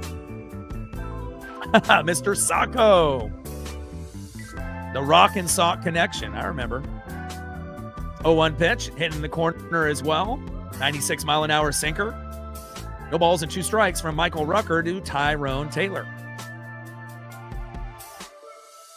And I'm a big memorabilia collector and toy collector as well. So not just sports cards, but I've always been a big collector, ever since I was about 5. So big swing and a miss, down goes Taylor, and that is 2 away. Good job here by Rucker. But I would say probably 95% of my collection is still in the original packaging. And I've been collecting since probably 85. So, and I still have some loose things, wrestlers and starting lineups and McFarlane's and whatnot. And, but if it's Star Wars, Transformers, Ninja Turtles, G.I. Joe, McFarlane starting lineups, Mariner, bobbleheads from the games. I mean, you name it, I probably have it or have, collected it. So definitely is one of those passions that I have. And, it's always been one of those things, even though I don't really pick up too many things nowadays, but the collection has definitely grown exponentially. Popped up there by Carson Kelly into shallow left. Get it, Randy. And that ball goes in between Randy and Weston Wilson. Another runner scores, and now it's 8-2 Chicago. And we have surpassed our threshold of coming back. And with Randy and Weston Wilson not being able to get to that ball and them scoring that, final death blow, so to speak, we're getting pretty close of this one being out of hand, and again, even being down 5, it's out of hand, but again, with not being able to make this play here, brutal. And again, if we had Brandon Donovan, we maybe make that play. But at least we ended up winning the series, so at least we have that going for us. Just unfortunate that we didn't have Wu, who was scheduled to start, and we had Miller, even though it was his birthday. And again, you got to be able to move Miller to the bullpen. And again, anyone that has a brain can realize that. Unless you want to be able to have him give up 5 to 10 runs every start the rest of the way, and every time he pitches, we lose. But I know for us fans, we don't want that. So how do you get the most out of a player, that can't pitch 5 or 6 innings? You move him to the bullpen so he pitches a half inning or 2 and might actually pitch well, and then he can get his confidence back, even though he'd be probably hurt that he'd have to go to the pen, but it's not like he's played well, and we got to do what's best for the team, not what's best for Bryce Miller. Hard hit ball into right and gone. And now it's really out of hand. And just like that, 2-run jack, 10-2 Cubs. And now this one is officially over. Starting pitching, not good. Bullpen, not good. Defense, okay. And then hitting, not enough. But at least we won the first 2 games and we won the series. So, and again, that's what we have, to be happy about. Again, obviously today's result is not good, but again, 2 out of 3. And again, those 2 games that we did win were 2 of the best victories of the year. And it'll be a good stepping stone going into the Philadelphia series. But it definitely shows you some of the weaknesses that we have, with our starting pitchers, and certain guys, that we can't trust right now. Kirby and Bryce Miller, can't trust them. All right, bullpen, can't trust them, and then it's like we have to rely on good hitting and defense, and, sometimes we just don't get enough. 0-2 pitch, high and inside. 1 ball and 2 strikes from Rucker to Suzuki. And it really does show how desperately that we need, Brash and Criswell to come back. And another hit, curveball, little blooper into Randy Arozarena, and now they're just pouring salt into the wound.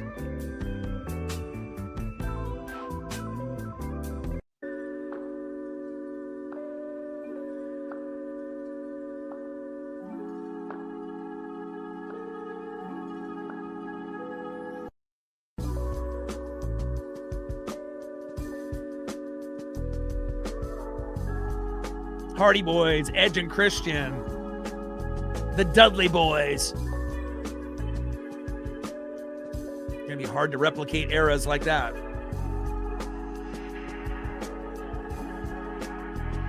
It's crazy, how one pitcher can come in and everything just goes out of hand, And all of a sudden you're down by 5 and then it turns into you're down by 8 just like that. So, and again, we've lost how many games because of poor bullpen pitching? Like 50, on top of having a manager that's not very smart,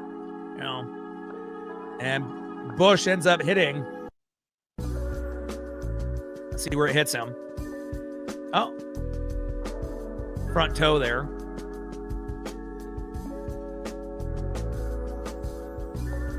Goes from hitting him in the toe right into Cal's glove. And now we got runners at first and second with 2 outs. Next up is Alex Bregman.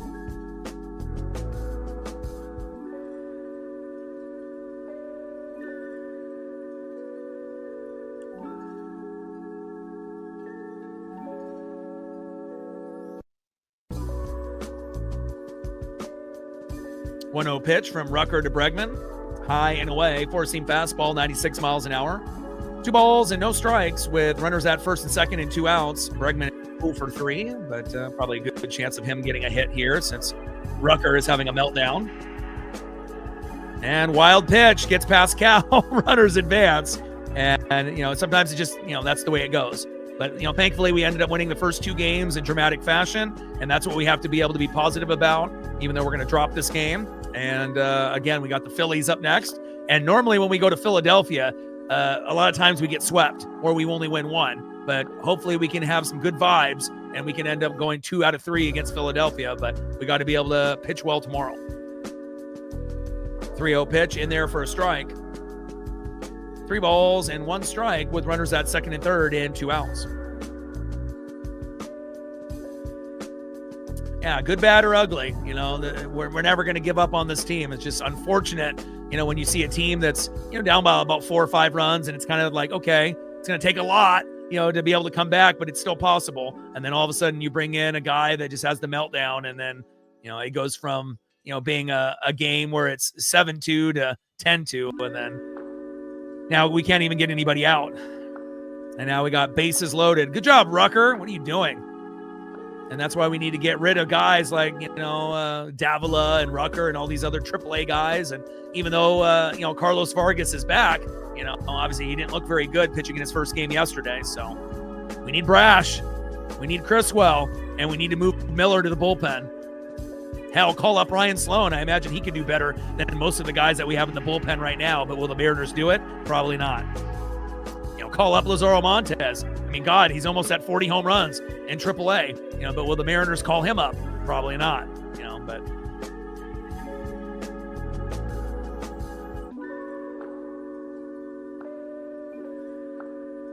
come on, Rucker.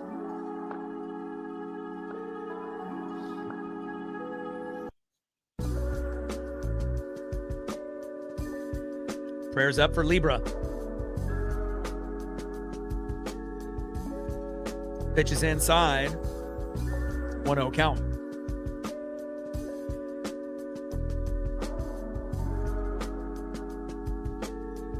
Yeah, I'm not really too sure why they decided to go that strategy. But again, Dan's strategy was already off when he ended up keeping Bryce Miller in, you know, when he was already in 90 pitches plus with runners at first and second and no outs, and we didn't pull him. I already knew things were going downhill once that happened.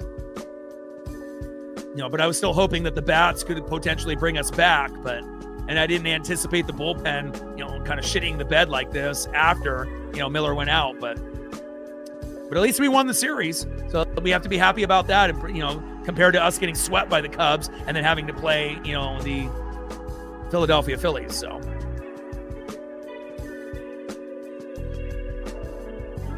But Phillies, Red Sox, Blue Jays, I like our chances. Still a chance that we could win 2 out of 3 against Philly, 2 out of 3 against Boston, and 2 out of 3 versus Toronto. 1-2 pitch. Little dribbler towards first and out of play. Now, is it possible that we only win 1 game out of 3 against some of those teams? Of course. Could we get swept by a team? Of course. But based on how we've been playing lately, I don't think that'll happen.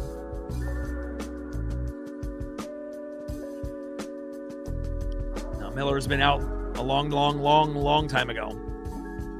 1-2 pitch, little dribbler towards first and out of play. You know, but it didn't really make any sense to use, you know, necessarily Ferrer and Bizzardo, even though Bizzardo has not been very good, you know, but we went Miller, Ferrer, Bizzardo, Rucker. But, you know, we're going to see what, you know, options that we have. That assumes that we're going to have Gabe Spire probably be one of the first guys out tomorrow in the pen against Philadelphia. And then obviously Sir Anthony Dominguez will be used tomorrow as well. So, and sometimes, you know, Sir Anthony Dominguez is good and sometimes, you know, not so much. So.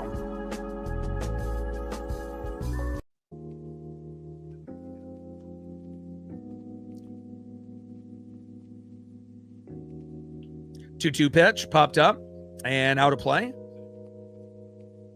Count still is 2 balls, 2 strikes, bases loaded with 2 outs. Rucker on the mound, Ian Happ in the box.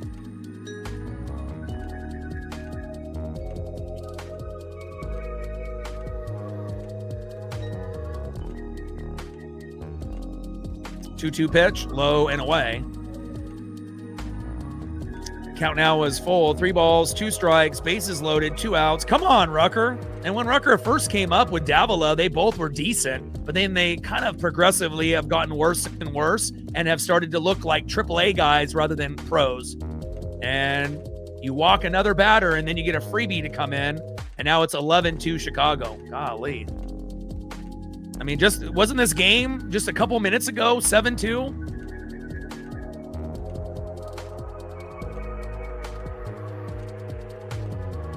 I mean, what are we doing? We're gonna who do we have coming in to pitch now?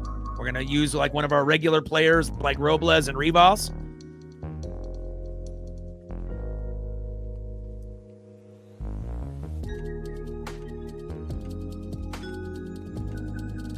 Oh, Johnny Pareda on the mound. Watch out. Johnny Pareda about to get a bunch of Ks. Johnny Pareda, backup catcher. Catcher throwing to catcher. Pareda to Cal Raleigh. Watch out. We're about to come back. We're going to end up winning this game 12-11.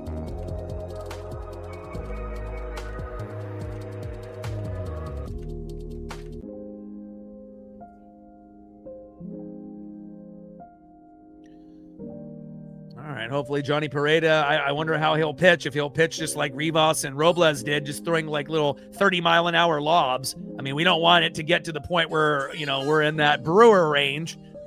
We do have 2 on the board, so it wouldn't be 22-0, but let's try to get some outs here. Otherwise, the Cubs could get to 20 before the game is over, and we don't want that. We want to have some positivity as we go and play against Philadelphia. And at least Randy Arozarena, maybe not, necessarily all of today, but at least he's tried to set the tone for us early on. And we just need some of the other players to play better. And again, Dominic Canzone, Julio Rodriguez, Cole Young, you guys got to be better, And again, these guys have been on a little bit of mini slumps. And again, we need a little bit more consistency out of our top tier guys. Facts. Trident's up. Let's go M's. Hey, we're only down 9. We only need 10 runs to win. Easy peasy lemon squeezy. 90 subs, do 24,700. 390 to 25,000. Need another sub moments ago. Appreciate you. 89 subs, do 24,700.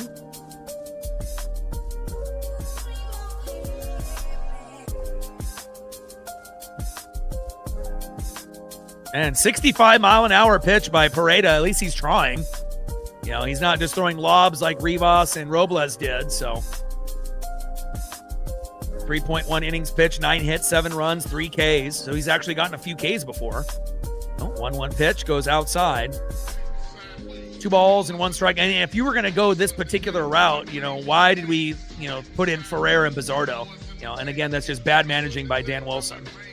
But again, if we would have brought in other guys, maybe we're down by a lot more than we are right now. Nice big swing and a miss there. And again, that's what happens when you can pitch at least 50 to 60 rather than 20 to 30. And a little dribbler. And Pareda, tag and safe. Pareda tried to throw out the runner coming home, but he scores 12-2 Chicago.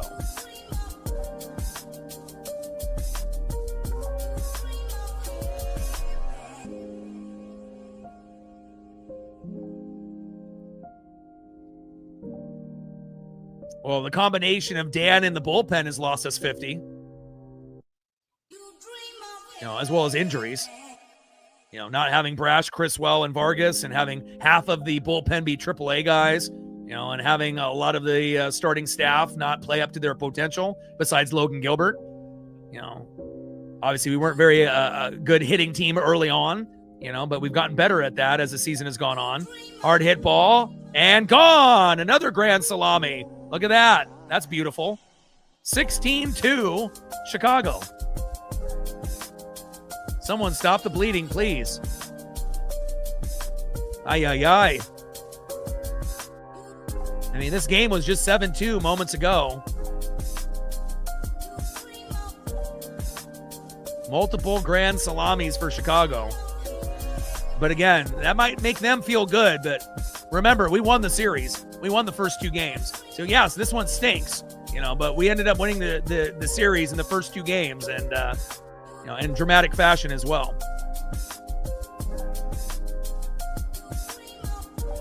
Next up is Tyrone Taylor. Can we get this last out, please?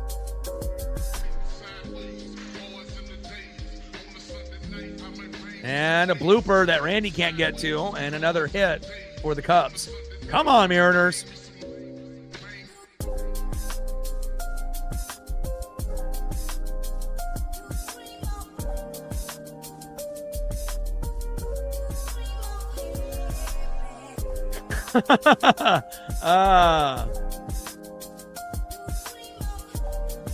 Next up is Carson Kelly. Big swing and a miss. 0-1 count. And again, we definitely have had too many of these blowout losses like this. 0-1 pitch, high and inside. 1 ball and 1 strike from Pareda to Kelly. But again, you have a backup catcher, trying to get outs here, from the mound. He's pitching better, as far as the form, than Robles or Rivas. But obviously when you give up a grand salami, all in all, it's not good when you have a positional player out there. 2-1 pitch, popped up and out of play. And we're 1 strike away, hopefully, from getting out of this. I mean, the last thing that we want to lose, 20 plus. Got to get this last out. I mean, I'd rather win the series and lose a game like this than rather than getting swept and then having to play the Phillies. Because, again, if we get swept by the Cubs, there's a good chance that we get swept by the Phillies just based on our mental, just feeling of how the games have been going. So, and again, this one stinks, and it's a tough loss, but we can put this one behind us. And the 2 emotional wins are what we're going to remember about this series. And hopefully we can end up winning 2 out of 3 against Philadelphia, 2 out of 3 against Boston, and 2 out of 3 against Toronto. And then the schedule gets much easier against the A's as we go into September with the easiest schedule in baseball. So we're almost done with the hardest schedule out of all teams in August. Popped up there, and Cal finally gets out number 3. All right, Mariners, all we need to do is get 14 runs, here to tie, 15 to win. Easy. Let's go to the bottom of the 8th and see who's up next.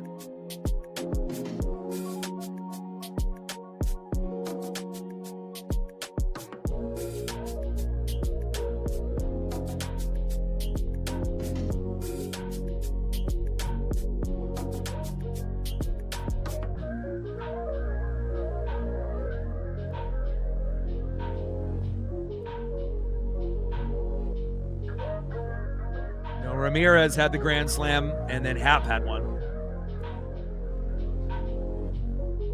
Happ was on board.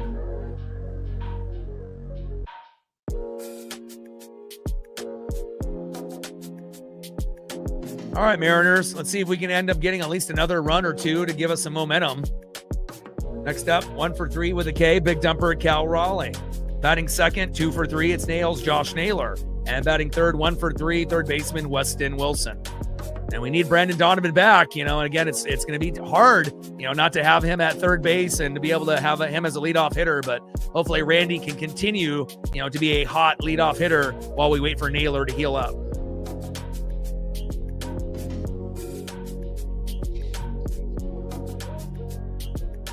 You also have to remember Dan, not starting Canzone and Rayleigh every game, and then doing the Rob Refsnyder, Connor Joe experiment on top of the piggyback. So if you really are looking at it, based on Dan's decision-making and the bullpen and the injuries, we have lost 40 to 50 games like that. And a lot of that, is on Dan, the injuries and, the bullpen. As well as the piggyback and not, playing our best players, and trying to, go lefty to righty, righty to lefty. If you end up playing your best players, if we would have had Luke Rayleigh and Dominic Canzone play every day instead of having, Refsnyder and Joe play at all, we'd probably have 5 or 10 more wins.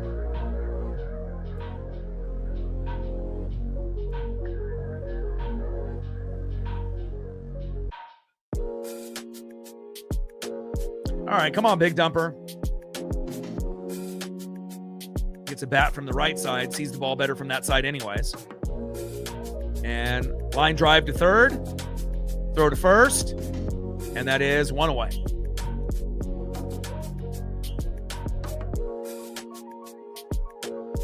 Next up in the 5-hole, first baseman Josh Naylor. On deck is Weston Wilson.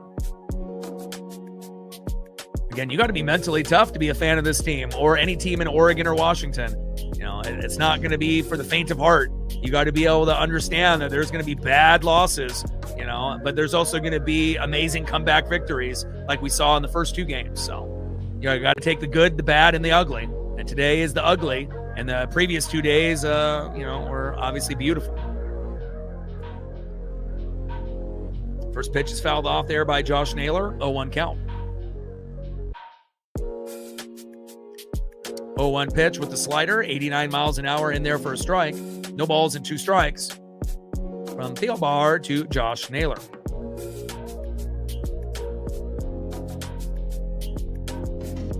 0-2 pitch, little dribbler up the middle.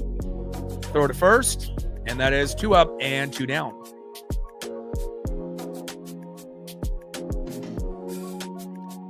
All right, baby. Zach Wheeler versus Logan Gilbert, and that's exactly who we want on the mound in game number 1. And that's going to be a fantastic matchup. Can't wait for tomorrow. 10-4 Wheeler, 10-7 Gilbert. 1 versus 1. Let's go. I like our chances, especially if Logan pitches well and gives up 2 runs or less, 3 at the most, and hopefully the bats will come alive. First pitch with the curveball, 76 miles an hour right down the middle to Weston Wilson from Theobar. 0-1 count.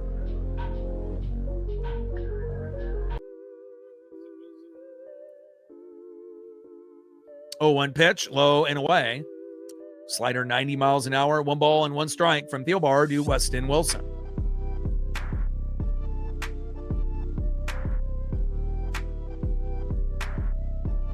One pitch, curveball, 77 miles an hour right down the middle. 1 ball and 2 strikes with nobody on and 2 outs. Bottom of the 8th, 16-2 Cubbies. 1-2 pitch. Big swing and a miss, and that is out number 3.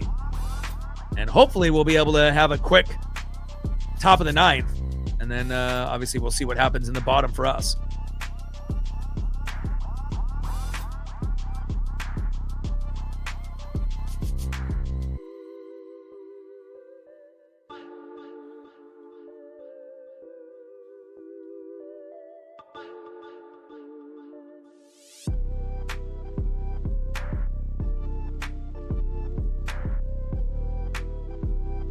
Pinch hitting for PCA, Kevin Alcantara.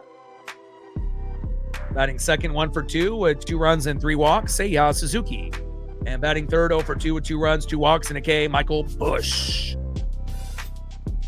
Trident's up. Let's go, M's.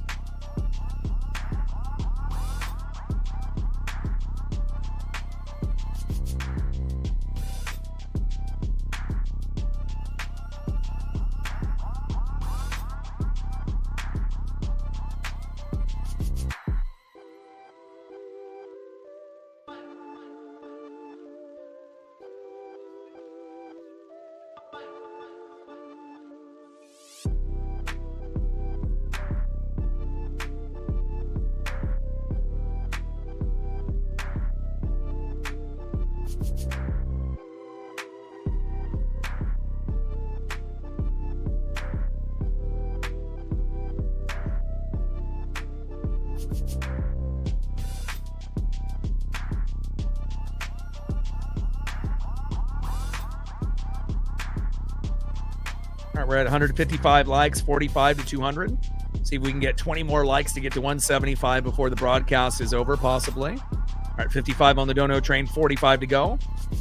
And again, we're down 14, but again, we won the series. So yeah, it stinks getting blown out, but again, it could be a hell of a lot worse winning only 1 game or none. So again, this is the toughest schedule out of any team in baseball. And again, we've been definitely stacking some terrible losses, but we've also been able to get some unexpected wins with the toughest schedule out of 30 teams in August. And we already knew it was going to be a nightmare. But with that being said, only 3 games back, and the Astros and Rangers have a much tougher, schedule ahead compared to the Mariners. So I still like our chances of being able to redeem ourselves and win the division. But definitely when you end up getting blown out by, 10 runs or more, and it's happened quite a few times this season, it's not fun. There's no, ifs, ands, or buts about that. But, at the end, you're just playing for individual stats. And, we'll see if we can end up getting kind of a unexpected home run to add to someone's stat line before it's over. And then we got Wilson on the mound. No balls and 2 strikes from Wilson to Alcantara.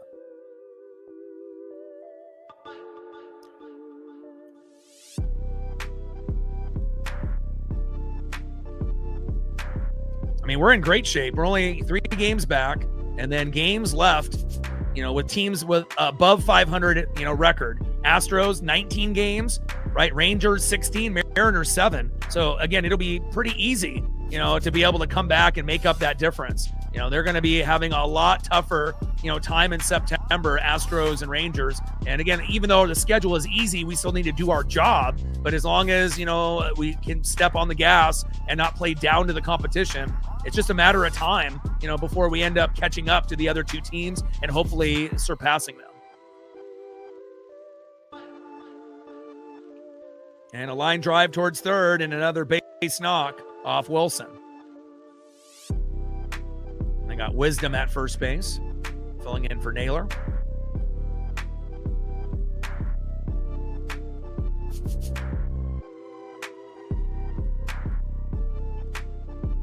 Yeah, well, let's be honest. Everyone looks terrible in the AL West.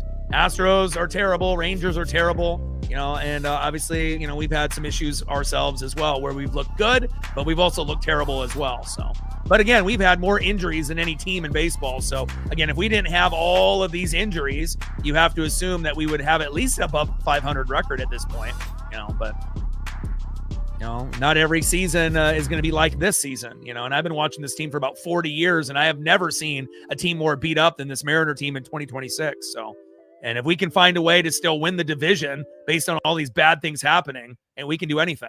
Another run comes home, 17-2 Chicago.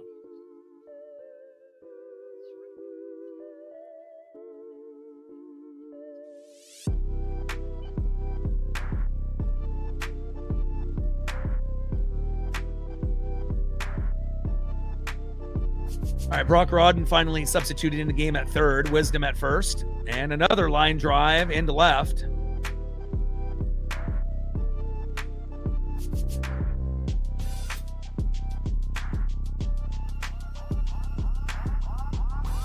Another bases loaded opportunity. Are they going to hit 3 grand slams in this game?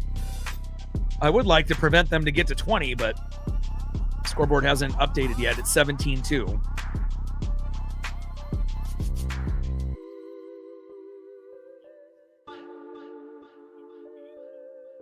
.38 miles an hour. What a wicked pitch. 0-1 count.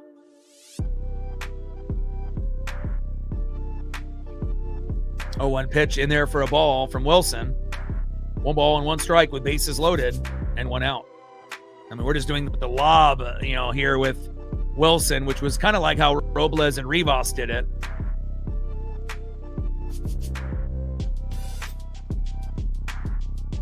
Two-1 pitch turns into 3-1. Come on, guys.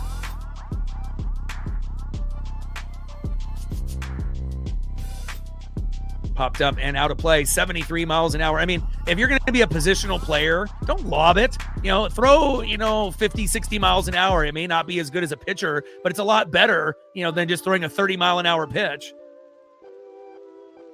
1 hopper, double play, and we finally, runner at first is safe. And that is 2 away. You're more likely to give up big hits and runs if you just lob a 30-mile-an-hour pitch rather than pitching 50 to 60. I mean, no one's going to be critiquing you. You're a positional player, But so far, even with Pareda, throwing the ball, a little bit faster than the other guys, he even gave up a grand salami. So pitching is not easy. First pitch with the fastball, 1-0 count. Hard hit ball towards third and out of play. 1 ball, 1 strike. Runners on the corners at first and third with 2 outs. 18-2. Come on, Mariners. I don't want them to score 20. But when we keep throwing positional players out there, and another base knock. Another run scores. 19-2. Yikes. Come on, Ems. Hurry up.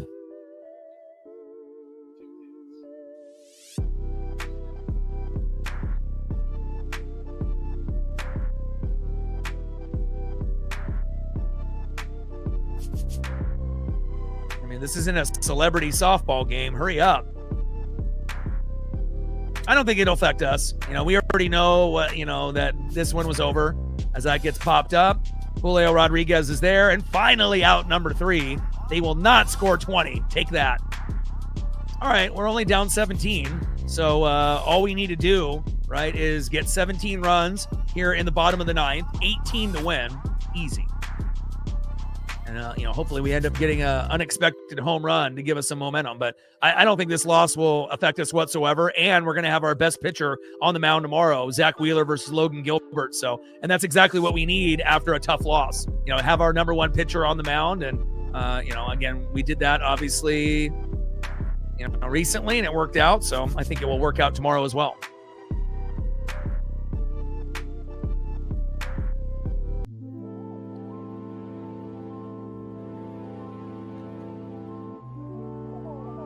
It's one thing when you actually have your regular pitchers pitching and something like this happens, but when you end up having, a backup catcher, a backup third baseman, a guy that doesn't normally pitch, and then you give up 3, 4, 5, 6, 7, 8, 9, 10 runs, you can't let that mentally affect you as a ball club. It's not like you expect them to, strike out anybody or, to play well. You're hoping for the best, but you're going to be giving up 5 to 10 runs more than likely, especially if you have multiple non-pitchers on the mound. But I don't think it'll affect us one bit. But I definitely need to see better play and better patience, out of the box out of, Dom and Julio and Cole Young and a few others. And not having access to Brendan Donovan is going to hurt. Not having him available, we're just not the same team without him. That's just period facts.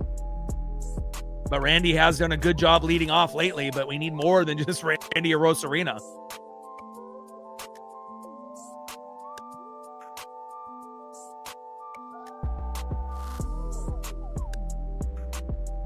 But I am looking forward to Logan Gilbert on the mound tomorrow.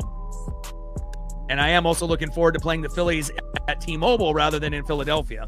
Because when we go to Philadelphia, things usually don't go right. But at home, it's still going to be hard, but hopefully we can win 2 out of 3.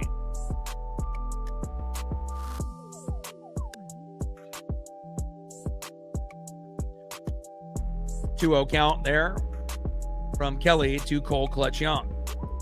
2-0 pitch, little line drive towards first and out of play with the fastball.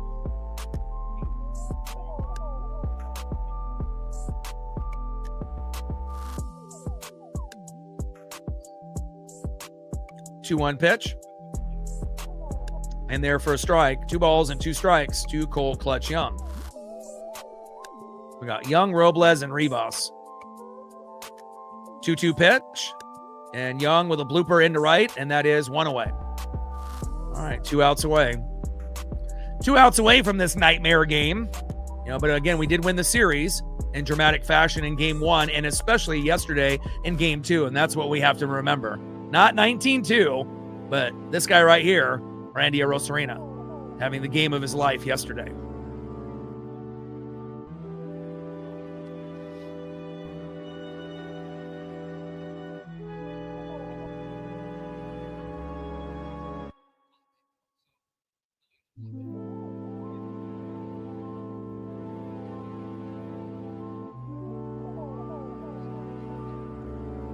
(1-0) pitch, little line drive up the middle, and Robles with a single. There we go.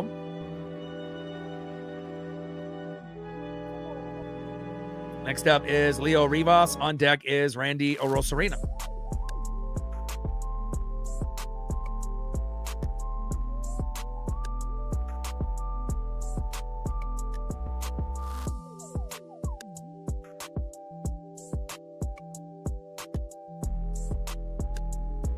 Yeah, but M's fans, again, we're built different. A lot of us, it's not going to affect us. I mean, it might affect some of the weak, but again, you have to be mentally strong to be a fan of any team in Oregon and Washington.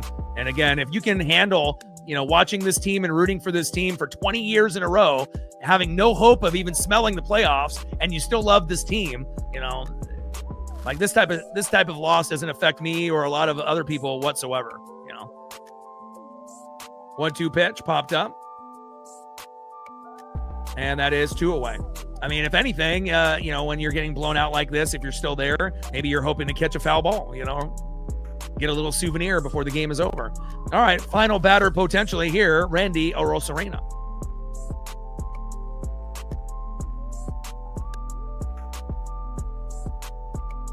And Randy with a little dribbler towards third, throw to first. And that is out number 3, and that is the ball game. Final score, Cubs 19, Mariners 2, but we end up winning the series, and that's what it's about. And obviously the Cubs fans are happy that they don't get swept. But again, we won 2 out of 3, and that's what we have to remember. So can't wait for the series to start tomorrow between the Phillies and the Mariners. Love you guys, and I appreciate you guys very, very much. Shout out to all the people that donated, commented, shared, and obviously a tough loss, but we'll be better, and again, we're getting really close to the end of this really hard August schedule, and it gets much easier moving forward. So Phillies, Red Sox, Blue Jays, and then we go to the A's, and it gets much easier in September. So we're almost done, and we just got to try to do our best to stay afloat and hope that the Astros and Rangers start to hit a wall, which is very possible. Final score, Cubs 19, Mariners 2. Mariners win the series, taking 2 out of 3. And I got one question for you. Who talk sports like us? Your boy Ryan, Northwest Sports Fanatics. Tridents up and go Mariners.